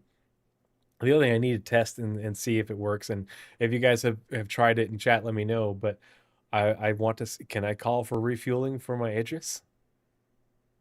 Does that work? Or is it only small ships?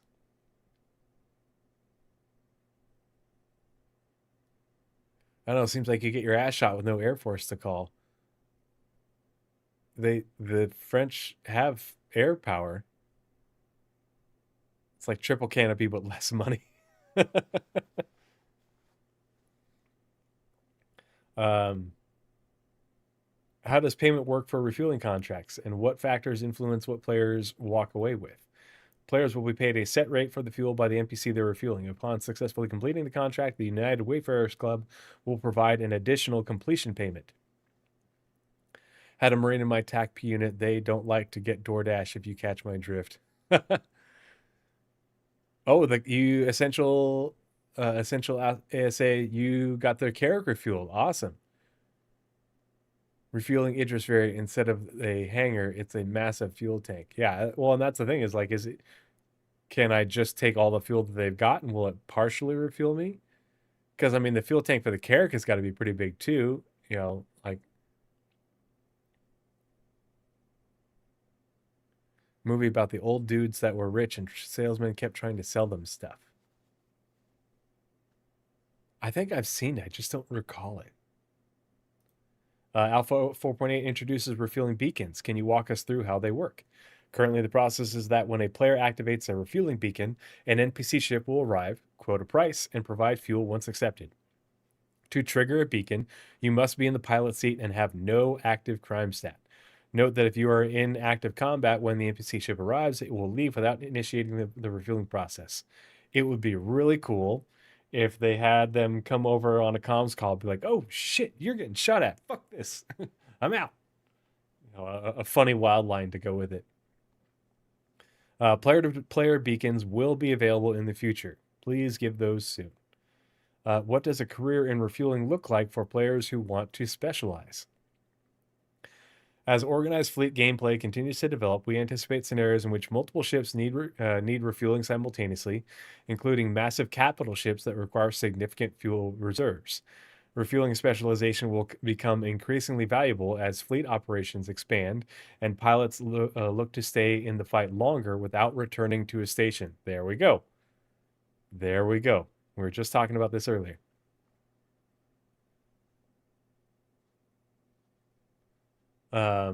Refueling contracts will offer a variety of ships to service alongside new equipment to outfit your own, giving you more ways to approach the role. And finally, when player-to-player beacons come online, you'll be able to respond directly to urgent refueling requests from stranded pilots, becoming a true lifeline across the verse.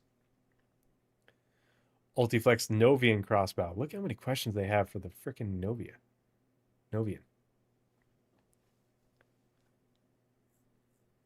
Okay.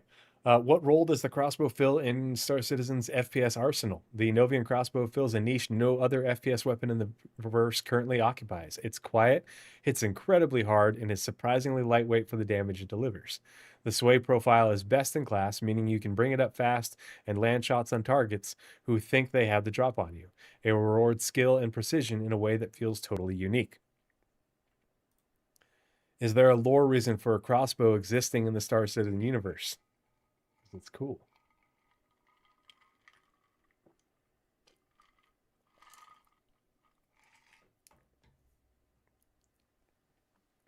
Frontier settlers and hunters alike have kept crossbows in their arsenals for centuries thanks to their ability to swiftly and precisely take down big game without alerting the rest of the herd.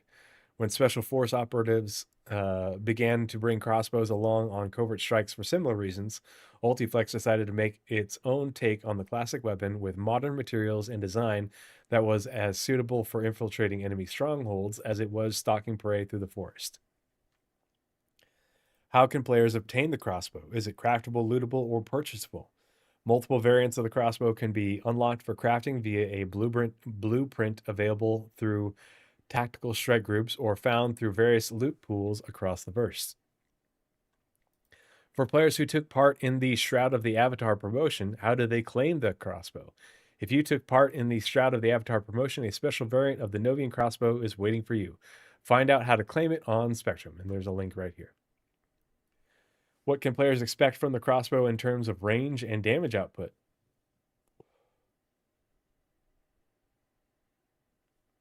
Yeah, Danger Hobo. If your unit has a dude in your unit has a crossbow, try not to get that guy as your roommate. Absolute psycho. Yep. The crossbow currently has the highest damage alpha of any stocked FPS weapon and is capable of one-shotting players wearing heavy helmets in its current iteration. Yeah, essentially, I want blueprints to be lootable. You find a pad on a person, you find a pad, in a location, you pick it up, you find it in a crate. But the other thing I really want is I want you to be able to you use your hacking tool to hack into a computer at a location and then be able to download blueprints, if you're able to do the hacking correctly and get access to one. Maybe you find a blueprint, maybe you find information, for data running, but if you find a blueprint, being able to download it. But then I also want that to go into how you equip your hacking tool. Do you carry more oh gosh, what do they call them in Cyberpunk? Help me out.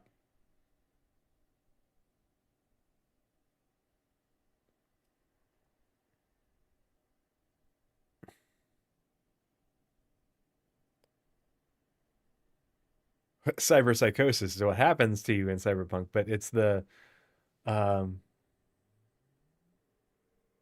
anyway, the being able to how you equip your hacking tool, determine, okay, well, I've got more of the offensive hacking things, but it leaves me less space for data storage.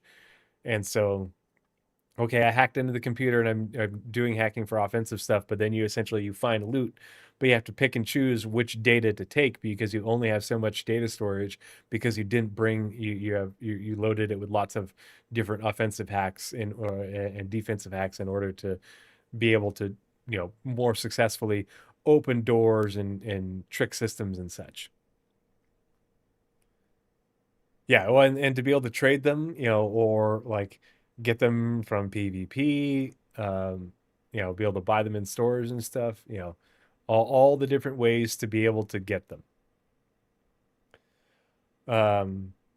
However, this is subject to change as we continue balancing. The trade-off is that it also carries the harshest projectile drop and lowest projectile speed of any stocked FPS weapon. So expect a fun mix of aiming ahead of your target and hitting them in exactly the right place. How does the crossbow hold up across different combat scenarios, for example, at close, mid, or long range? Ultiflex built this weapon to live up to its name, and it shows. The crossbow's versatility speaks for itself. At long range, it rewards players who can read projectile drop and speed, while at close quarters, its best-in-class hipfire makes it formidable when things get tight. In the right hands, no range is off limits. Damn, now I need to go rewatch Edge Runners. Wasn't worth the second play, I thought. Oh, are you talking about Cyberpunk?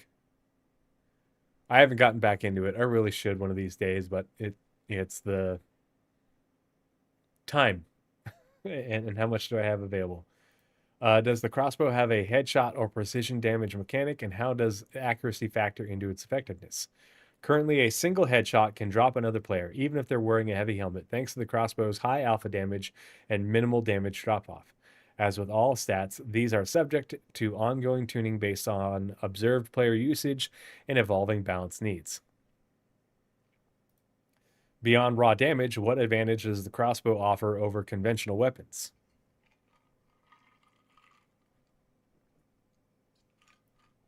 I think it's better than the P6 because it keeps saying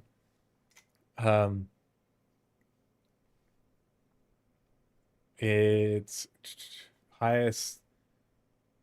Where'd it go? Highest damage alpha of any stocked FPS weapon. Can bolts be retrieved after... Oh, wait. Beyond raw damage, what advantage does the crossbow offer over conventional weapons? The Novian crossbow is exceptionally quiet, making it significantly harder for enemies to pinpoint where shots are coming from. It affects NPC audio perception in a similar way to a suppressor, giving you a tactical edge in stealth engagements that no other FPS weapon currently offers. On top of that, it has a best-in-class sway profile. 133 alpha to P6 100. It is better and you can run fast. Ooh.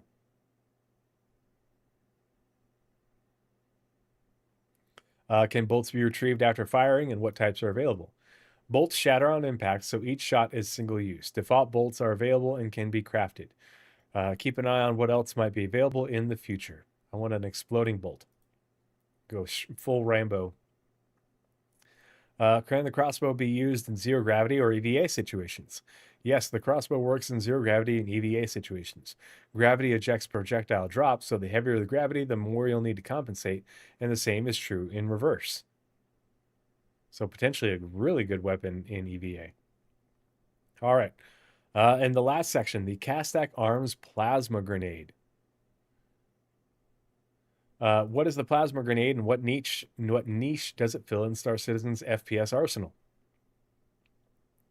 The plasma grenade is Star Citizen's first area denial utility.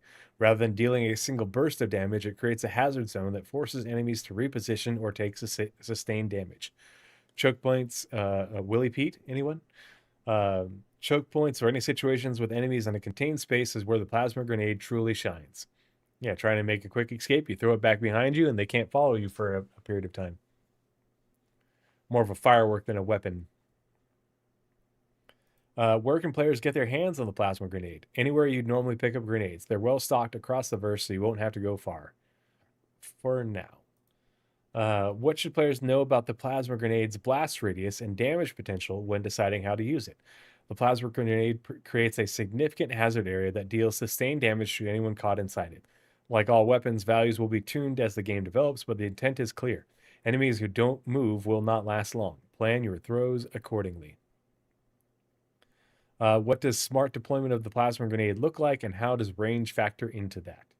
As the plasma grenade detonates on contact, ooh, fun. Sticky grenade when? The key is landing it centrally to where your target is. The closer an enemy is to the center of their hazard zone, the longer it takes them to escape and the more damage they take.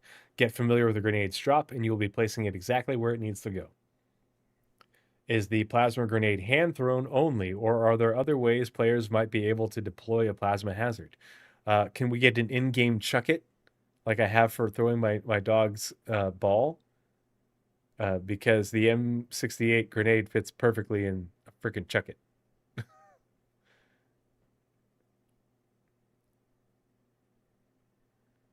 Artie's Killer Jr. is high explosive than Willie Pete on the retreat path. Yep. Mm-hmm. Is the plasma grenade hand thrown only, or are there other ways the players might be able to deploy a plasma hazard? For now, it's hand thrown.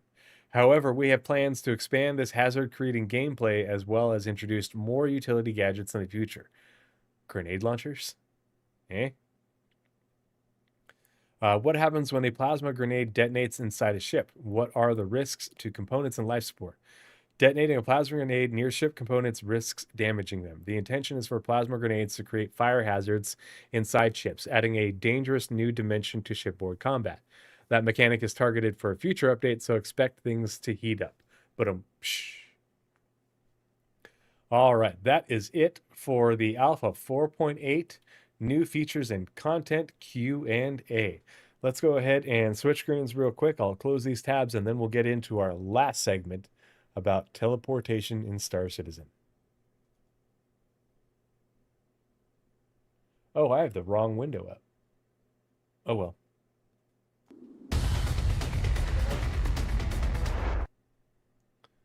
What was that one? That one.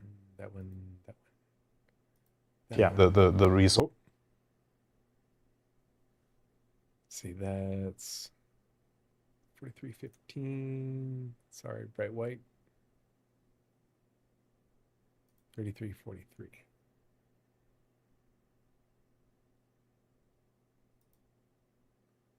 Pull up the right timestamp.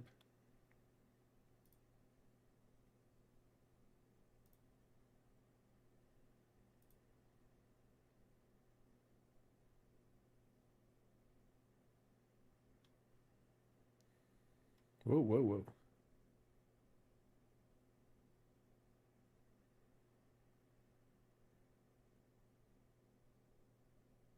Oh, that's not right. 3343, right? 3343, not 3443.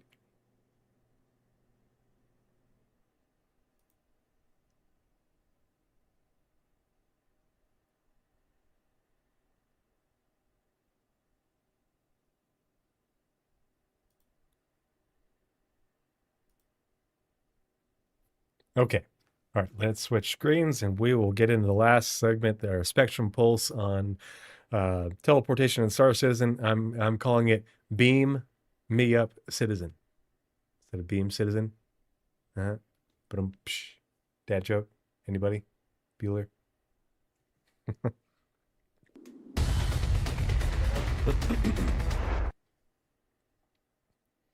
All right. Let's go ahead and make this big. So this is from the Star Citizen Live Q&A, vehicle gameplay, design, and balance from May 8th. Timestamp is 3343. You guys probably all heard it. So let's go ahead. We're going to make this big. We're going to listen to this statement. We'll probably replay a few sections of it to make sure we get all the proper context. Yeah, and the social tools and stuff, it also just takes forever trying to crew these things. You know, right now we've got the Idris out there and everything, but finding enough people and getting your positions and stuff. But even on that. And we've been doing this all week. So I know how hard it is to get a group together, get them onto your big capital ship, get them organized, and then go do missions and stuff. You know, there's a lot of unnecessary friction in the game right now. And so a lot of this is going to be premature, but you know, even after we get to an appropriate baseline. Yeah, when it wasn't even a big group. I mean, last night we had 4 people. On Wednesday night we had 8. Monday we had 5, you know.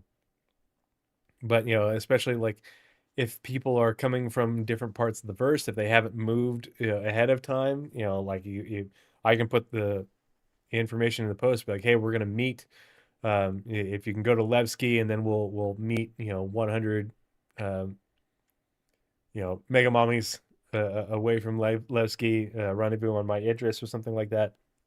You know, it just, it takes time no matter what. And so we gotta listen to this with an open mind, but we also have to listen to it with a critical mind. We have like some like improvements already in the works that Like what? the teleport. I don't know if we should talk about that though. This is the show to talk about it, my friend. So we have right now, it's not signed off yet. So they are like, because we have to fit this work into the theme of Star Citizen, and it's. We have to fit it in the theme of Star Citizen. So think about it like, you know, how they made regeneration fit into the theme of Death of a Spaceman. And not take away from the fact that your character can still die. They want you to be able to die, but they want you to not have to like restart your character every time your character would essentially die, but still leave a lot of room in for medical gameplay and rescue and all that. So they have to fit it into the theme of Star Citizen. And so that's why I don't think a lot of people's reactions to this are appropriate, because they're taking these ideas that are totally not within the theme of Star Citizen at all and be like, oh, this is what it, you know, it could be like this. I'm like, why would it be like that? Well, they said teleport. Is that within the theme of Star Citizen? Is this wild idea that you just came up with in the theme of Star Citizen? You know, tell me how that fits within how Star Citizen works and how they want distance and the logistics and choice to matter.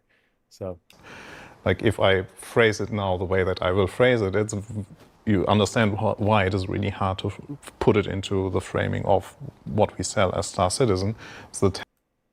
So he's telling us right now, he's prefacing saying, hey, the way I'm going to phrase it right now, you know, it's going to be very difficult for you to understand how we are making this work within the theme of Star Citizen.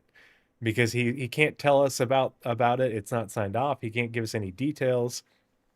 But, you know, he's going to go on to tell us that they think they have an idea of how to make it work within the Star Citizen universe, how this works, you know, how does it fit in the lore? How does it fit within the systems? How does it make it so you're not just cheating your way through the game and doing fast travel all over the place, and, you know, not having to even use ships and get around and deal with, you know, because a lot of the money sinks, you know, and you know, effort sinks are in the use of your ship in order to get around and do different things.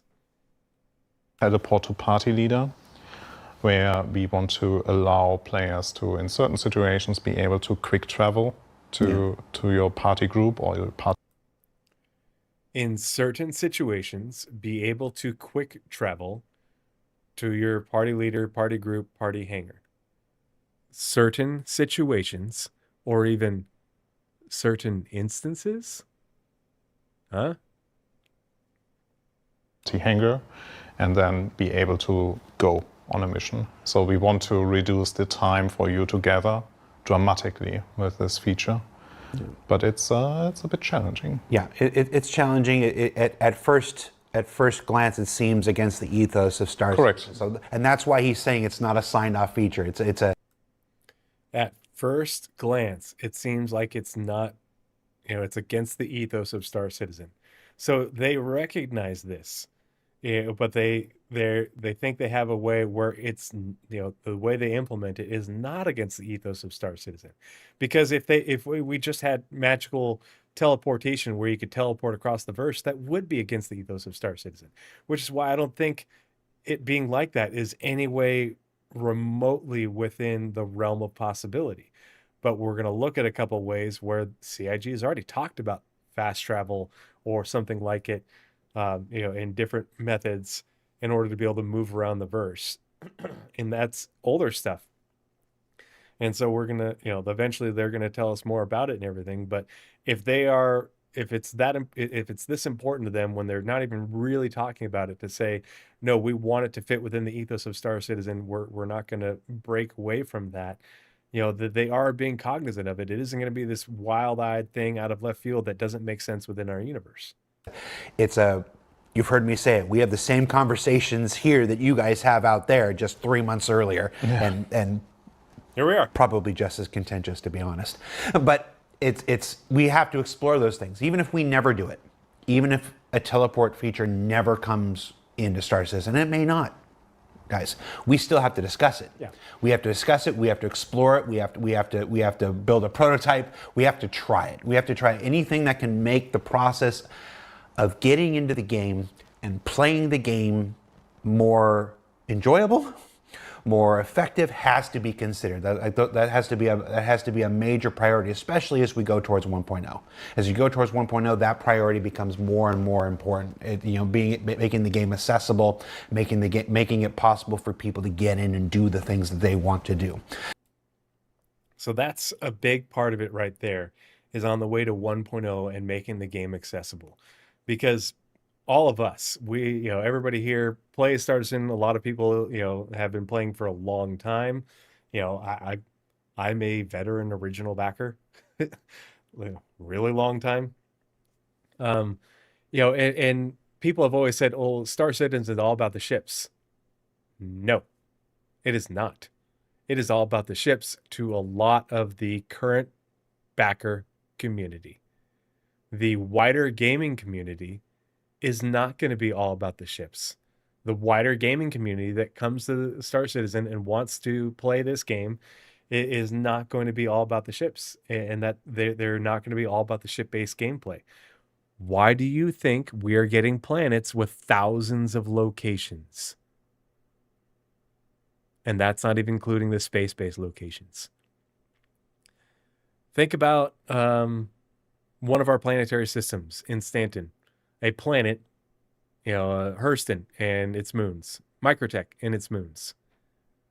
We are literally talking about many thousands of locations within one planetary system. Why? Because there's far more people who are interested in first-person content than there are people who are interested in the flying around in my spaceship, I'm a space nerd content. That's how CIG makes the game accessible. And so they need to have ways to make it so the wider gaming community can access the game and do that content where they're like, oh, I don't want to learn how to fly a spaceship or dogfight. That's not my thing. But, I want to go do these FPS missions. I want to be, a ground miner or do hand salvage or go, all this sort of stuff where, maybe you fly a ship just for your mode of transport, but you don't do any of the ship related gameplay like mining or salvaging or combat. But when you have dynamic server meshing and shards of tens of thousands of people, if not more, and planetary systems with thousands upon thousands of locations on them, it's the shift in the volume of content becomes much more ground-based versus space-based. Now, obviously, there's still going to be tons of space-based content, space-based POI, but space-based POI that are for FPS, flying around in space in your spaceship, going to these POIs with your spaceship and stuff. But it makes the content more weighted to people who are more traditional gamers than people who want to play a traditional space sim where you spend all your time in your ship. Even though it is a space sim in that you are, living a simulated life in space, at the 1.0 and beyond phase, the ratio of the population of people who are like us, who are really into the spaceships versus the people who are really into the FPS, the first person, I say FPS, but first person content that you'll find at the various locations is going to shift.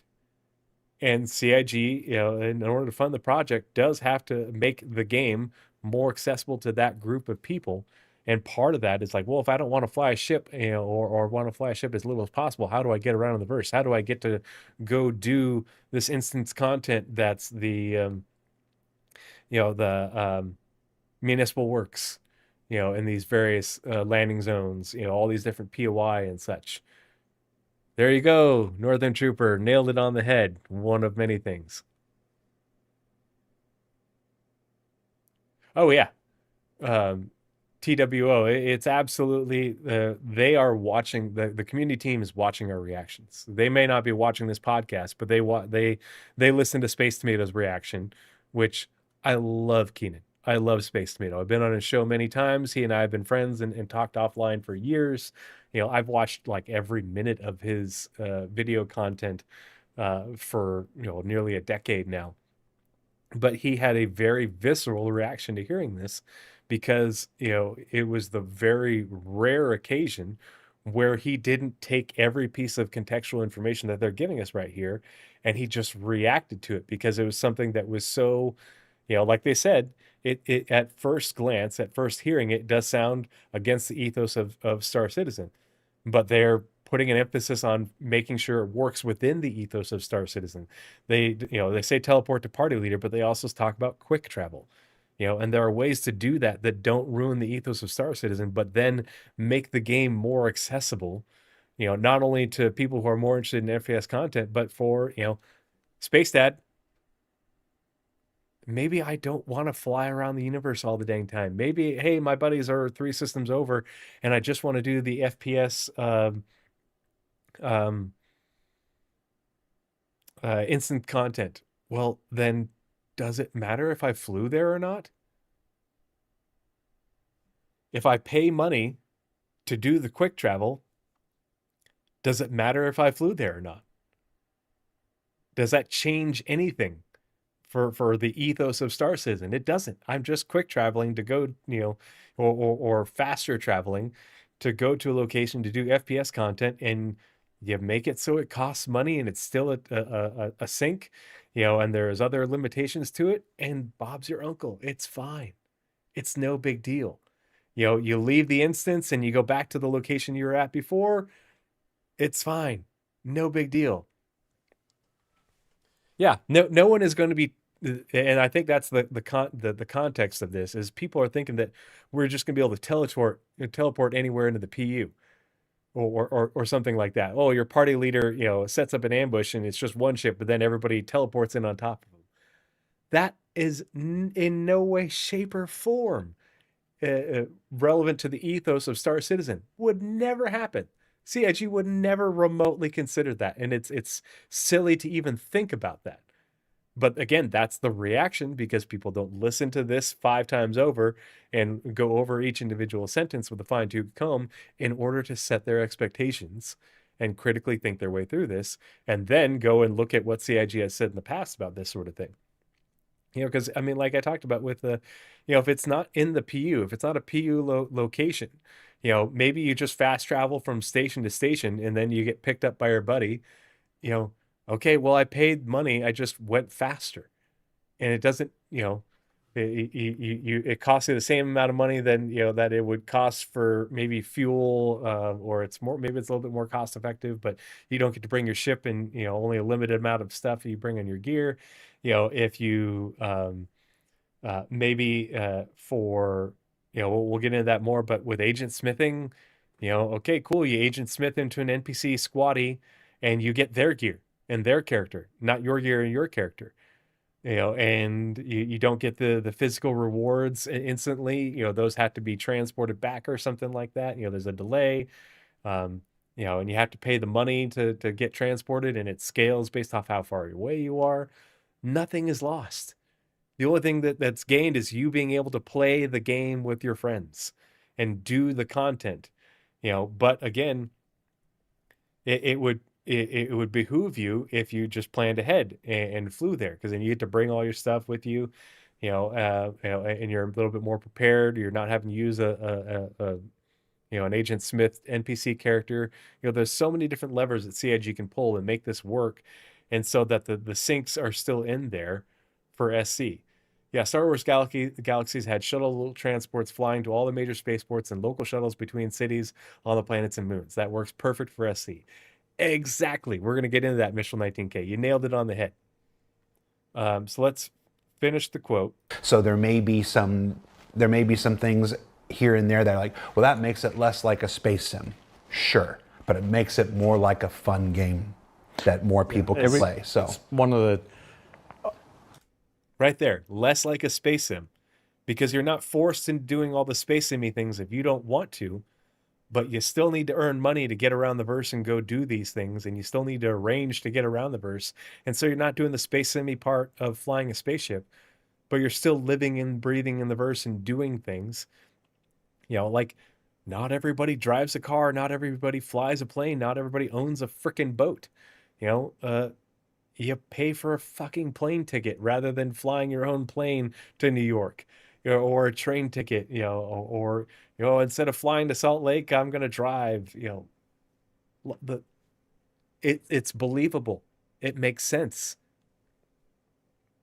Lots of people complain about lots of things, but one of the common ones is just the time it takes for you and your friends to go do something in Star Citizen, and we share that pain as well. So not everyone has 2 or 3 hours to play the game. Some people might only have an hour. You don't want to spend half an hour, 45 minutes of that time getting everyone together. Some people will do.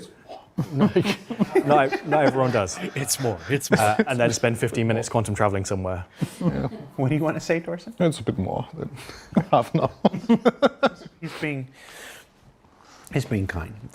We recognize some of the challenges, and I think if anything can always be taken away from these shows, it's an acknowledgement that we recognize those challenges and that those conversations that happen out there are happening here, and that the people here are doing their best to reduce those things and make them better. I mean, I was just in a meeting, gosh, last week with Ian and Aaron and Sandy talking about the tutorial, and what we can do to improve that, because you never rest. Yes, we have to make new stuff. We have to make new stuff. New things to do, absolutely. But we also cannot forget that this needs to be a playable and enjoyable experience through and through. And there are quality of life fixes. There are older systems that can be updated, that need to be updated to help us. And then there are interesting ideas that at least have to be explored, like the teleport to party leader and stuff. And maybe it's positive me speaking now, but I think we have a good idea of how we can make it fit for Star Citizen. And I think you will still, like, the way that is being discussed is, you will have advantages still if you do the travel by yourself, but we are very, very aware that not everyone has 3 hours for a gameplay session. So we want to tailor to those, and happy to talk about it once we are signed off on that, but fair enough. Fair enough. So he says it right there. There will be advantages to doing the travel by yourself. They say in certain situations you'll be able to do this. Not every situation. There's going to be plenty of gameplay out in the void of the PU, and plenty of locations that won't be accessible in this way. But and there will be, probably multiple ways in which to engage with fast travel to either teleport to party leader, fast travel to a different location, but it won't be it won't be something that you can have at every location at any given time, just in certain instances, and you'll have advantages, again, like we talked about. If you fly and bring your ship, you can bring all your stuff with you. You can bring everything you loot back with you. But if you fast travel, if I drive my truck to Sacramento, I can bring everything I want and need in my truck, a whole truck bed and then some. But if I fly in a plane, I get to bring one carry-on, and maybe one bag, or if I decide to bring even more stuff, I have to pay more money. But the plane will get me there faster. But driving my truck, back before gas got more expensive, I might be able to get there cheaper on my truck if I drive it myself. But if I pay for a plane ride, well, the plane's a lot bigger than my truck. It can go a whole lot faster. There you go.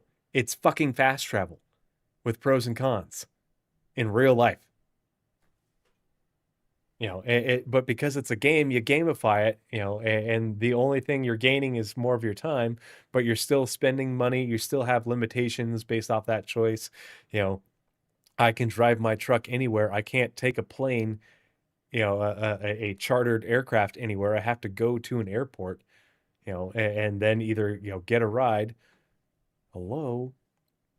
So let's look at a few of these things that they've talked about. We're going to start with agent smithing, because people seem to be under the impression, and maybe there's even more recent information. They haven't talked about it in years, but last I was aware,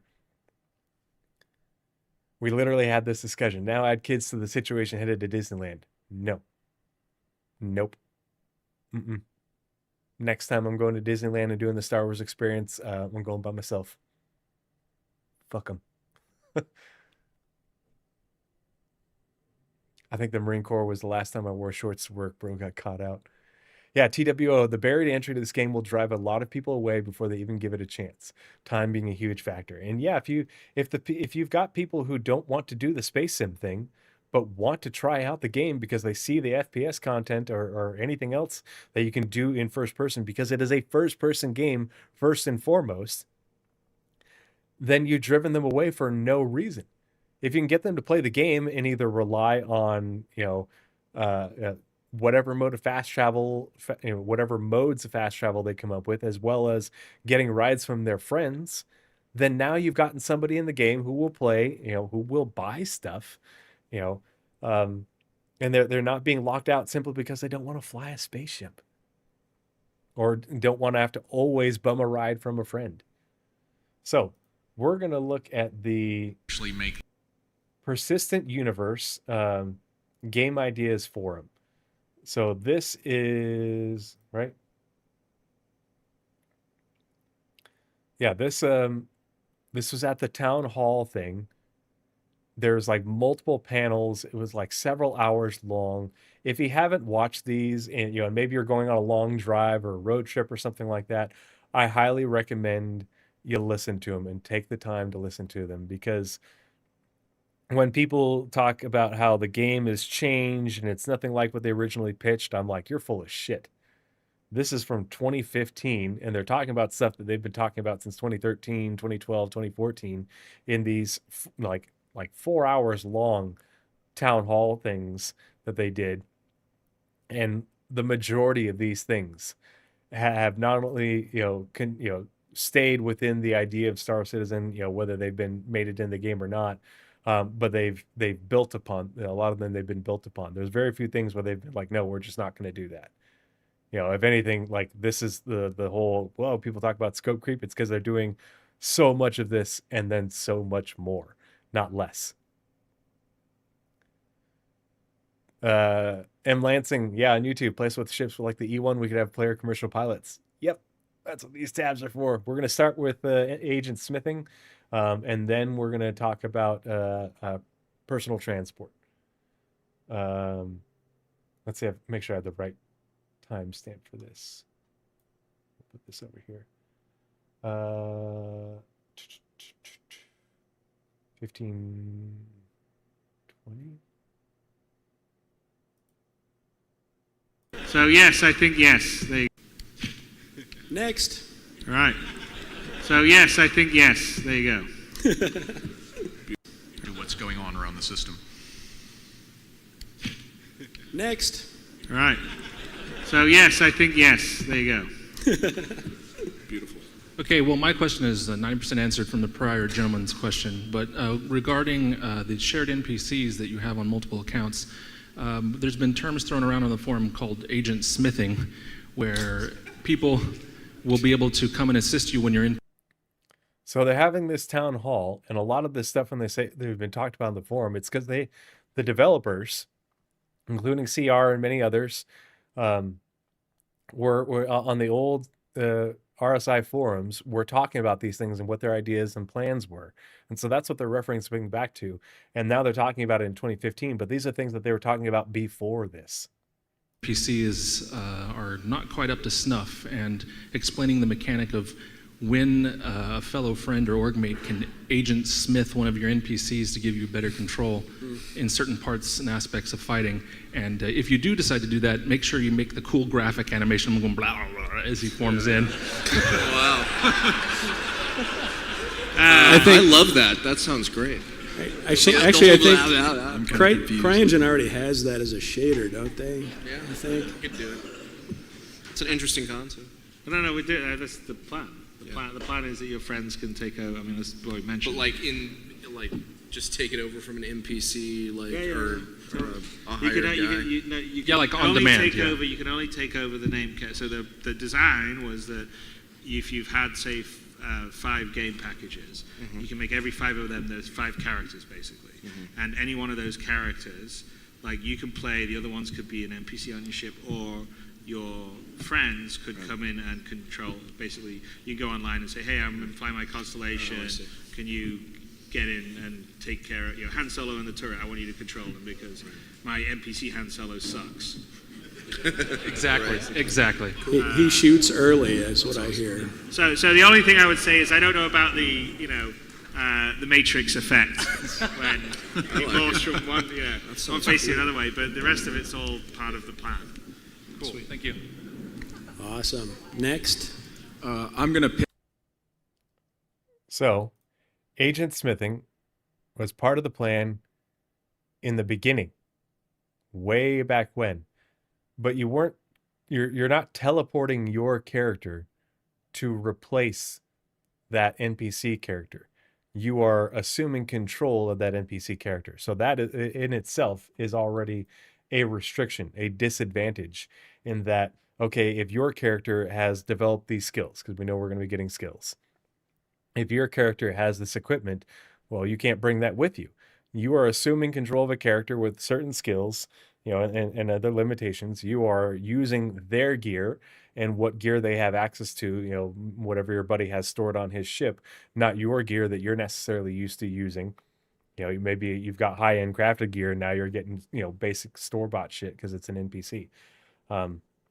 But he talked about this where it's just your NPC crew, or it's just the NPC crew that are your additional game packages. Well, obviously that wouldn't work if you're wanting to teleport to an instance to join your party leader.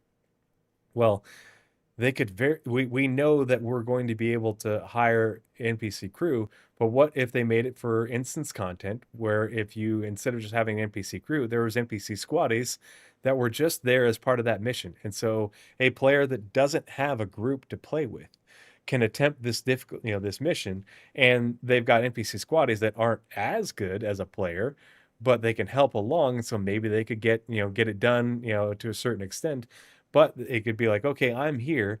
If you want to join me, you can, Agent Smith into this squaddie, but you have to use their gear. Well, now you're playing with your friends, and they can, maybe they get, certain rewards. Maybe they get part of the payout. Maybe they get some rep and everything like that. Maybe they can then, have the loot sent back to their character, wherever they are, and you receive it over a period of time. But, as an interim, as a feature in addition to, having NPC crew, which they've said we're not going to be getting until after 1.0. And maybe this is something that they're talking about that's after 1.0. Maybe it isn't for, leading up to 1.0.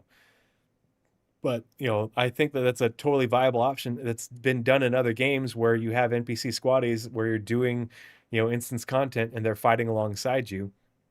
And if you have more friends, then you've got friends and NPC squaddies. But if you could have your friends Agent Smith into an NPC squaddie, they've got limitations, but you get to get together and play. And now you can actually do that content in the 1 hour that you have in the evening, rather than having to save it for the weekend because you've got to spend 30 minutes to an hour, at a different time to go across the two systems to get there. And then you're just wasting time and not playing the game. You're just doing the quantum travel, the space sim stuff that maybe you don't want to do that day or at all. Yeah.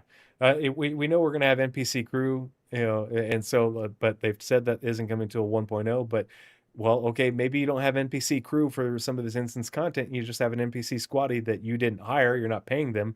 Maybe they're just part of that faction that you're doing the mission for, and players can Agent Smith into them.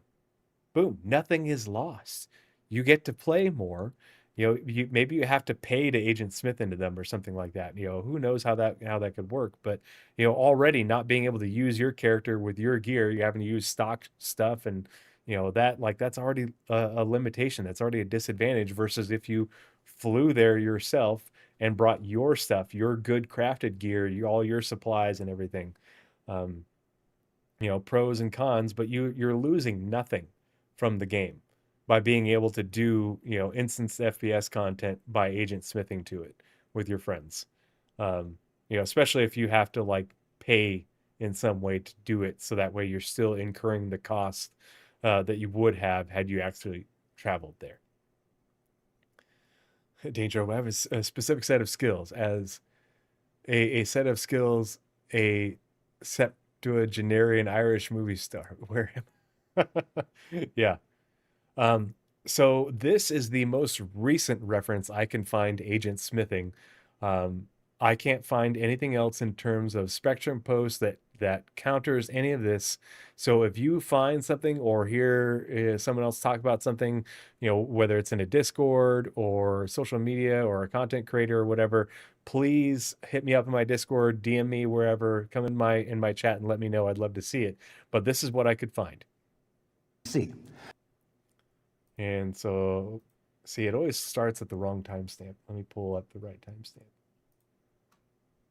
So this is a Star Citizen Reverse the Verse live. So this is what they would do. They would do a Reverse the Verse after, several days or a week after doing an Around the Verse. And so he's going to recap the details after he had a discussion with, Dreamy Eyes, who left. He talked with him at an Around the Verse about agent smithing, but they wanted to clear some misconceptions based off of what was said, because it got misinterpreted, by it got misinterpreted by Bro Dreamy Eyes. And he's like, no, we're not doing that. And people took that as saying we're not doing agent smithing, when actually they are. And we'll see what he says here in a second. We're going to start at 1 minute and 3 seconds. Week. What a lucky guy. Then on Monday, we saw another episode of our weekly question and answer series, Calling All Devs. And in the variety of topics we touched on this week, we addressed the old chestnut referred to colloquially as agent smithing. And because RTV rolled 1 on initiative and has to go on last after everything else each week, I have an update for you after this week's episode. So, in the early days of the project, Chris talked about a potential mechanic that would allow players to drop in and out of Star Citizen wherever their friends were playing. Now, this was intended to foster a short-term, immediate gameplay experience with your friends in times where you potentially had a very limited availability. Now, the exact thing, practically verbatim, that they were just talking about in SCL. The exact thing. And this, what Jared is talking about, is in 2018, where he's reiterating an idea that came from 2014. And it is 2026 now, when they're finally circling around back to it. But it's the same exact concept that they're talking about way back when, that they reiterated here. They're bringing it back up in the SCL. And this is one aspect of it. At the time, we likened this feature to Agent Smith from the Matrix movies, where he would pop in where another person was and in control. Now, over the years, as new backers joined the project and the term agent smithing was tossed around in casual conversation, we noticed a second narrative emerge regarding this feature, one featuring a more literal interpretation of the agent smith metaphor, where you, as your character, warped in and ultimately replaced the NPC with yourself, complete with your look and capabilities, just like Agent Smith did in the movie. Okay, so what they're talking about is what people took the literal meaning of agent smithing, where Agent Smith would come in and replace the person with himself, his capabilities, what he was wearing, all that sort of stuff. That was the misnomer, is people thought that you would be able to say, okay, here's an NPC crew. I'm going to swap that NPC crew out with myself, essentially teleporting me, not assuming control of that NPC crew. Movies. Now, this second interpretation came up again very recently in a conversation with Kirk, where he commented on the upcoming additions to the grouping system and Spectrum integration, where you can see what your friend was doing online, where they were in the persistent universe, and he said you could just push a button and join them. Now, we began to see a whole bunch of questions about whether this comment meant that you could effectively teleport to another player's location. It did not. Kirk just meant that we'd like to give you a button to launch your game, from the Spectrum's friends list. It's still something on our wish list. Now, when the question of agent smithing came up 2 weeks later, it did not mean that you could teleport to your friend's location in the game. In this week's Calling All Devs, everything Star Citizen Live game director Todd Pappy said was 100% correct. We have no intention at this time to allow teleporting of any kind of your player character, either through the Spectrum group integration we plan, or in the more literal interpretation of agent smithing, where your character would overwrite that of an existing NPC. Now, where I messed up was in failing to ask Todd the follow-up question regarding Chris's original intention behind the mechanic, which was just simply controlling a friend's NPC. So, all week after talking to Todd and Chris both at length, while such a mechanic isn't anticipated anytime soon, or even on the roadmap for the next year, we do still want to pursue allowing players to assume control of their friends' NPC crew members when desired. Now, this would be done without access to any of the advantages your player characters would have in money, ships, or other resources. And any gains made while you were in control of the NPC would remain those of the NPC crew member. It's still a system that needs quite a bit of development before I'm going to have anything more to tell you in a definitive sense. But I did want to take the time to set the record straight regarding our intentions to pursue such a feature in the future. So agent smithing is still on, and we can all go back to theory crafting the advantages and disadvantages, the potential exploits and lightly implementations of such a feature now. And when there's more to share about it, which is again, not on the roadmap for at least the next 12 months, we'll let you know. So what else happened this week? For at least the next 12 months. Thursday saw the You mean 12 months plus an additional 84 months? So what he just said right there is they have no intention to let you teleport your character in order to replace an NPC crew member. You would be able to assume control of an NPC, and like you said, the restriction being that you don't have the advantages of having your stuff, and anything that the NPC crew member gets, they get to keep. Well, who knows how that would work if you inhabited an NPC squatty.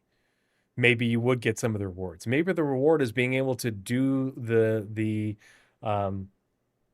content with your friend and being able to play, and you don't get much of the reward. The reward is being able to play but not progress. I don't know. Again, he just said go back to theory crafting it. That's something they'd have to design, but they don't. Per Chris fucking Roberts, he doesn't want teleportation, literal teleportation, literal, teleporting your player character around, agent smithing where is where you assume control of a character that's already there. Now, what the issue is that, when they talked, they said, Torsten said teleport to party leader, but then after that he said fast travel. And so, if it's teleport to party leader, if you're teleporting to party leader in instance content, you didn't teleport, you fast traveled. Because when you get out of that instance content, you go back to where you came from. So you don't get to get out of the instance content and then remain where you were. That it's just a form of fast travel to be able to use the instant content. Whereas they could also have, in addition to that, additional forms of fast travel, like personnel transport, where you could either, have offline transport, which would allow you to bring, your character and more stuff. Who knows how that would go. You pay someone to drive your car, DD for you, drive your ship in order to get you where to go. Pay to hop on a Genesis Starliner or an E1. We'll get into that. But CIG has multiple options to make this work so that way players can group up together faster, because they were aware of this issue way back when they were first concepting the idea of the game, and it's coming back around now. And their thoughts on it have not changed. They don't want to change the ethos of Star Citizen. They're thinking about how it fits into Star Citizen, just like they were back then, just like Jared just clarified based off of what CR and Todd Pappy and all them wanted and had talked about before. And so it doesn't seem like anything new has come along or changed. We're not looking at some major retcon, or addition to the lore of Star Citizen and how things work in the verse of Star Citizen at all. So that's what we have, the most recent information about agent smithing, and it's simply just assuming control of an NPC. And they can expand, I think it's very likely that they'll expand that not only from NPC crew, but to something in the form of like NPC squaddies for certain content. Imagine Siege of Orison, and there's NPC squaddies of the Crusader Security, or a merc group, and you can assume control of them. You can maybe pay a fee to assume control of them or something like that. See how that works, and you've got all the advantages and disadvantages that come with that. But you get to do the content rather than having to fly all the way from Nyx or Terra in order to do it, and spend that amount of time not doing the content.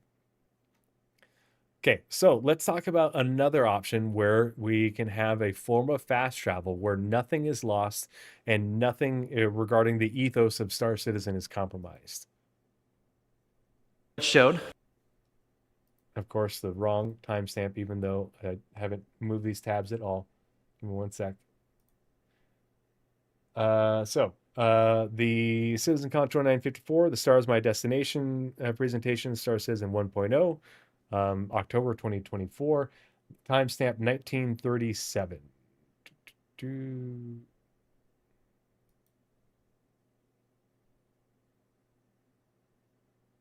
Club and more. Next, you have one of the oldest unions in the UEE, the Interstellar Transport Guild. This will be the go-to place for everybody looking to make their fortune hauling and trading. Some of the factions that many of you already work for now, such as Ling Family Hauling, Redwind, and FTL. And we're going to be such as Ling Family Hauling, Redwind, and FTL. So, Interstellar Transport Guild. We already do recover cargo missions. We already do deliver cargo. We already can do trading.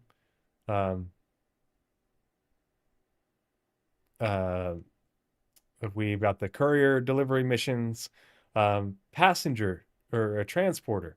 We don't have any of this gameplay, but this is a profession for 1.0. But we don't have passenger delivery with Guide Star shuttles. We don't have vehicle delivery where we transport vehicles on behalf of Ling Family Hauling or Kovalex, and we don't have data running with FTL. But this is planned for 1.0. And so let's take a look at the passenger delivery, passenger transport. So we know about Meridian Transit. Meridian Transit is this is from the Galactopedia, is a passenger, obviously they're not intending for them to be in at 1.0, but, we'll have Guide Star shuttles, and then we'll have more organizations that you can work for across the verse as they fill it out. But so Meridian Transport. Meridian is a passenger and commercial transportation company based on Crusader. It manages a large fleet of Crusader Industries Genesis-class ships, on scheduled flights around the UEE. Meridian has also been licensed for limited operations between the UEE and Xi'an Empire, with a regular route to Ryla 4. Trooper going to drive me around. He's pretty good, but I don't think I can afford that. Yeah. And this is just one in the Galactopedia. We also, if you go to the Galactic Guide for Castra, and you read about Cascom and Sherman, the space station in orbit above Sherman, in the old lore, and who knows what it is now, but was owned by Crusader, because Crusader themselves has essentially their own space airline for transporting passengers, and the station up in orbit, low Earth orbit station above Sherman on Cascom is one of their stops, and they used to actually essentially own it at like owning an airport. Now, whether that makes it through to the game, it doesn't matter, just that they were already thinking about this long ago. There's also the Q&A from the Genesis Starliner. Obviously, this is very old, but it seems to still ring very true. Hey, Maverick07, good to see you. How you doing? Thanks for stopping by, buddy. So, the Q&A for the Genesis Starliner is multiple parts. Part 1. So we'll read the preamble too. Greetings, citizens. Part of our commitment to providing information during concept sales is doing follow-up community Q&A sessions. All future concept sales will include at least one post-launch Q&A post. They're still doing that. This week for the Genesis Starliner concept sale, we're answering questions backers have posted to this thread. A special thank you to designer Randy Vasquez for answering your Starliner questions. Will you mainly transfer NPCs or players? You will chart your own course here. We envision 3 types of Starliners in the Finnish universe. Those run by players to transport NPCs, player-run businesses. Those run by NPCs to transport both NPCs and players who need to go from place to place without a ship. And then those run by players who adapt them for their own purposes, which is a long way of saying that you'll be able to either use your Starliner to run passenger missions, or you'll be able to chart your own course with other players like any other ship in the verse. So, NPCs transporting NPCs and players, essentially the routes that you could hop on as a player would also have NPC passengers on board, and those NPC passengers would essentially be NPCs that Quanta, or whatever they're called now. I don't know if they're still Quanta. It's called Quanta now that it's not Quantum, it's StarSim. Sims. Is that trademarked? I don't know. But that's how they would get around, the verse in order to, go do different jobs and move to different locations and have the population shift and such. Just found another crossbow in Rockbreaker, so not ultra rare. Yeah, no, I've heard that they're definitely they pop up in the loot pools at Rockbreaker. I haven't heard of anyone picking them up at other locations yet, though. That's the only location I've heard about it being in the loot pool. But you'll be able to transport players and NPCs. The NPCs will be able to transport NPCs and players. And then part 2 of the Q&A. Will there be NPC-controlled scheduled galactic carriers that you could work for? Yes, this is an easy way to generate missions for pilots who might not be able to afford their own Starliner. Meridian Transit, introduced on Around the Verse, is one of these companies, and we envision they're hiring pilots who have earned their commercial transport license in the Finnish universe. Reputation. You draw a salary with a modifier based on performance rather than earning credits from individual NPC tickets. And of course, continued poor performance would mean you wouldn't be invited back. So you'll be able to fly. The idea was that you could fly a Starliner for Meridian Transit rather than use your own. And you're not incurring wear and tear, but you just get paid. And you don't have to own the ship, but you just get to fly it around. Or NPCs fly you around. But you're taking, or you do it with your Starliner. But that there's going to be multiple options for moving NPCs and players around the verse. And I'm not going to read through this, but there is a whole Q&A, and Maverick knows this is something that Space Tomato likes to bring up, because this is where they talked about the Mixmaster, which probably will never make it into the game. But they did a whole Q&A about the passenger transport career. And we know that it is going to be, in 1.0, delivering passengers is going to be, passenger delivery is going to be part of, the transport profession within the game. At 1.0, will it have this level of depth? I doubt it.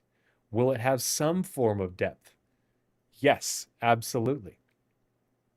Will we get the Genesis Starliner before 1.0? Who knows? I kind of doubt it, but we'll see. But they already have the A1 and the C1 Crusader built. They've done all the concept work in the white box for the E1. They just need the gameplay. And so ostensibly, among other ships that you can do passenger transport for, essentially anything with seats, you'll be able to transport NPCs and do these jobs. And NPCs will also work for Guide Star shuttles and transport players. And if you go to any spaceport in the game, there is a commercial flights area. I was just at the ones for at New Babbage and Lorville today, and there is you go there and it forks in the road, and you can go left and it will say the flights domestic transport, so you can hop on a flight and go to a different location on the same planet, or you can hop on a flight and go to a different planet or a different moon or a different space station. That's fast travel. You don't have to use your own ship. You fast travel. You get around the verse a little bit quicker, just like if you were flying a plane versus driving your own car or whatever. You still have to pay a good chunk of money. There's, pros and cons. You don't get to bring all your stuff with you. You don't get to bring your ship. You get to bring what's on your back and maybe a small, little bit of, maybe you go to the inventory kiosk and you can move 1 SCU worth of stuff, or maybe, a half an SCU. Who knows?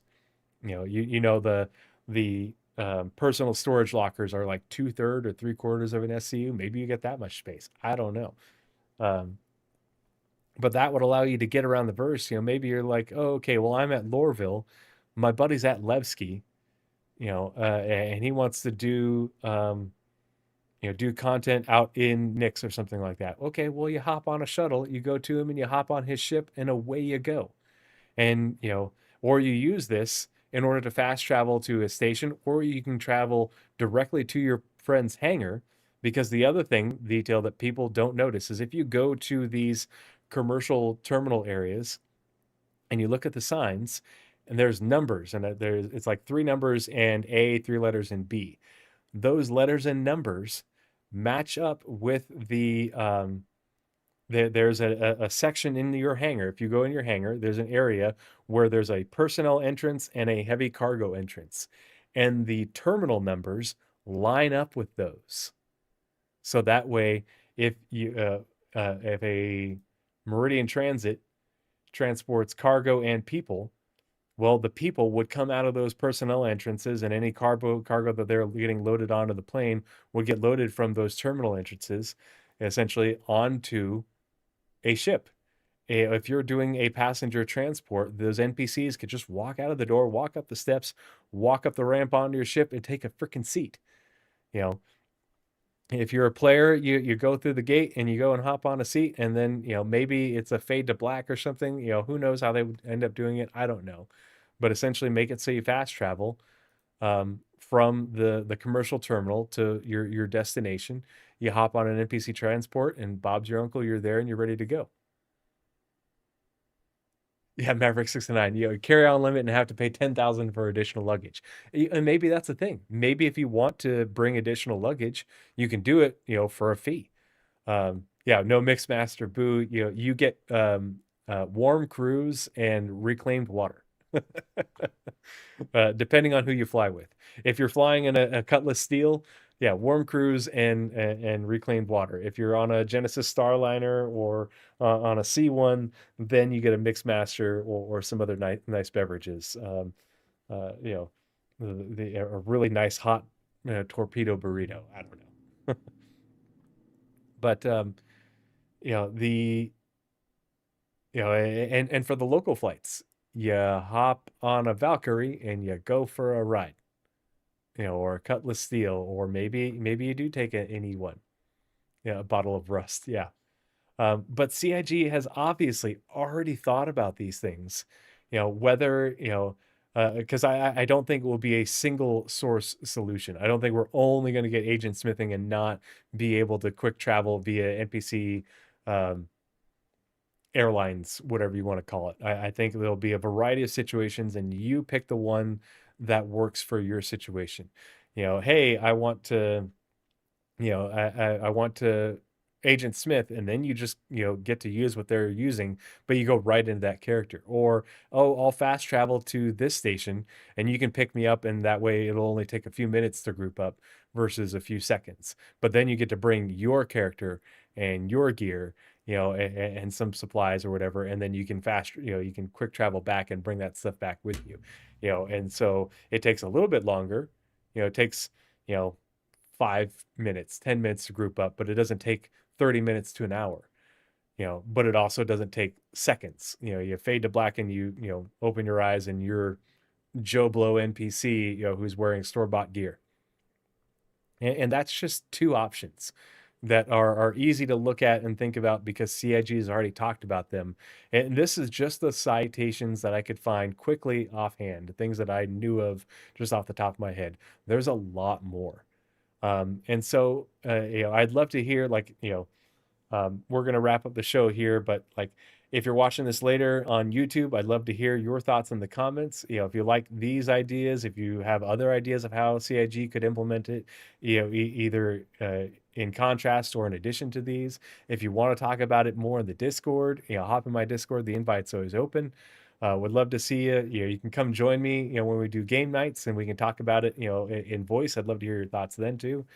And as always, if you want to see these citations as well as the ones from, the links for the other things that we went over tonight, it'll be in the show notes when I post this onto YouTube. Should be up tomorrow it'll be tomorrow afternoon my time. And so if you miss a section, you can go back and watch it. There'll be timestamps as well. Maverick says, do you think that those original plans and designs will hold up to the current push to get things into game and deliver 1.0 baseline features? Oh, I think that they won't get all of that, and I think it will have changed and morphed, but I think like the bones of it are still there. Like, I don't think that they're changing tack in order to get NPC crew in before 1.0. I think that we will have certain situations where they could have NPC squaddies that you could either squad up with or your friend could assume. I think that's an example of how they could make agent smithing work, leading up to 1.0 before NPC crew, where you could still play with your friends with pros and cons. But I think that because we are getting the passenger delivery profession in game, I think that, where we transport passengers, I think we will also get to be passengers on the lead up to 1.0. And that is another way that where we could get them around the verse much more efficiently. But again, like Jared said, back in 2018 with pros and cons, you don't have all your stuff, you don't have your ship, but you got to the station and now you can get picked up by your buddy, and rather than like, oh, okay, well, sorry, I wasn't able to log on when I got home, and QT over to here and travel across the go from Pyro to Nyx, and so I'll be there in 20 minutes. Oh, well, if I just take the passenger transport, now you just have to meet at that station. We can be together in 5 minutes instead, or maybe even less. Maybe you're already at that station. It's a much more efficient use of time, but it still doesn't get you out of the sinks that are a big part of what makes Star Citizen. And so it's not space sim, but you are still simulating your life in space. Yeah, exactly. Yeah, risky biscuits. Every major landing zone, and adding that kind of stuff to stations is nothing. It's just adding a module at the end of a hallway, and the hangars are the exact same, and so you could literally make it so like you could make it so you could arrive at the station. If your buddy, your party is if your party is already at that station, you've got a buddy who's already there in his hangar, you could just, instead of walking out into the station and having to go to the lobby, you just walk out the passenger entrance into his hangar and you're ready to go. Like, that is a very efficient use of time, but it still costs you money and resources, and it still has, restrictions just like it would in real life. It just, is a better use of our time, and it removes unnecessary barriers and friction, to anybody, but especially to people who aren't into the space sim aspect of the space game, which is going, the majority of the gaming community. We are in the minority. But CIG wants this game to appeal to a lot of people, and that means appealing to the more first-person, more first-person gamers, and so maybe your org ends up having a population where 1 in 10 people, regularly fly ships, and the rest of the people are along for the ride, which is good. More people coming in, more people joining the orgs, more people to play means you have more turret gunners, more crew on your hangar deck. You've got more people to load into your drop ship and drive your vehicles, to do first-person, industry content, if that's what you're into. Yeah, risky biscuits, absolutely. Yeah, large fees. Even if I wanted to right now, it would cost me less in gas to drive to Sacramento than, to visit my family than it would to fly. But it would take me a 9-hour drive versus, just over a 1 hour flight minus, the time, the time in the spaceport, the airport, which again, gamify it. The time doesn't matter, because if everybody has access to it, but you have the restrictions. Okay, the people who decided to fly it don't have those same restrictions, but they did give up the time. Well, if you have the time, don't deal with the restrictions, and again, this is only in certain instances, certain situations where this would be available. You're not going to be able to do this to any location in the universe, but we have space stations all over the place, but it's still from the space stations. It's a flight to where your friends might be somewhere else. And I guarantee, I would bet money that quantum travel is going to get slower and it's going to get more expensive when we have Genesis planets and moons and Starkitect locations and all that. And we have all the refueling in and working and such. And we have it so that way they are achieving their goal of having a much higher density of content within a planetary system. So that way they can slow us down in terms of getting around the verse. So that way you're not picking up and moving all the time. Your org shouldn't be spread across 3 systems. Your org should be centralized to one system, if not one planetary system, and you guys migrate as needed. But if you are spread out a little bit, at least you can get people to where you need them to be in a more efficient manner. Again, with costs and restrictions. Zero to Midland. Wait, I thought I could call my entire org to me if I was losing a PvP fight that I started. CAG promised. Yeah, exactly. I literally heard multiple things like that, and I'm like, why would you think that's within the realm of possibility? That makes no sense, given the statements that were said here, or any other number of sources. Yeah. So let's go ahead and switch screens, and we'll go back to the main chatting screen. We'll close it out for the night. We'll find someone to raid. We've still got over 60 people hanging out in chat. Big thanks to, somebody taco. Who was it that raided us? Brought us like 3 or 4 dozen people. It looks like a lot of you guys stuck around, and we probably got some more people coming in later. Really appreciate all you guys being here and being a part of the podcast and the show. If you missed anything, there'll be plenty of opportunity to catch up on it on my YouTube and talk about it in my Discord. And so always looking to continue the conversation with you guys and the rest of the community.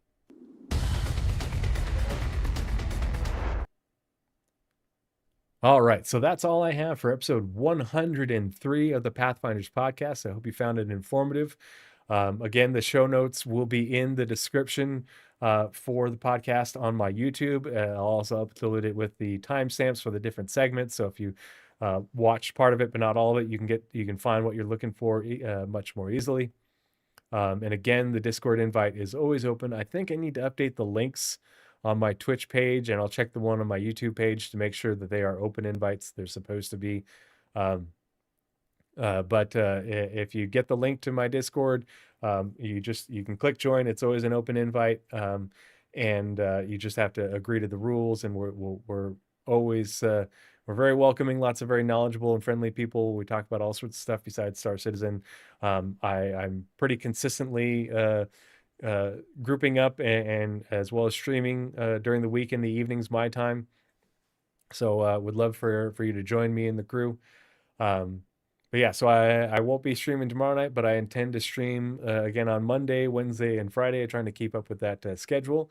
But yeah, thanks again so much. Let's go ahead and find someone to raid. Yeah, 07, Mitchell, good to see you again, buddy. All right, let's see. Who is around?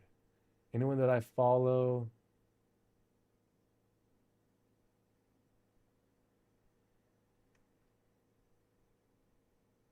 Ooh, Chachi is doing VR. Real KG.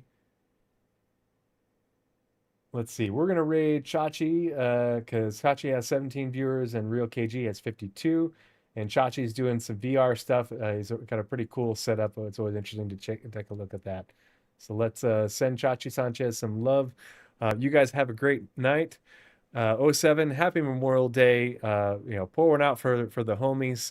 And I will see you again soon. All right, let's start that raid.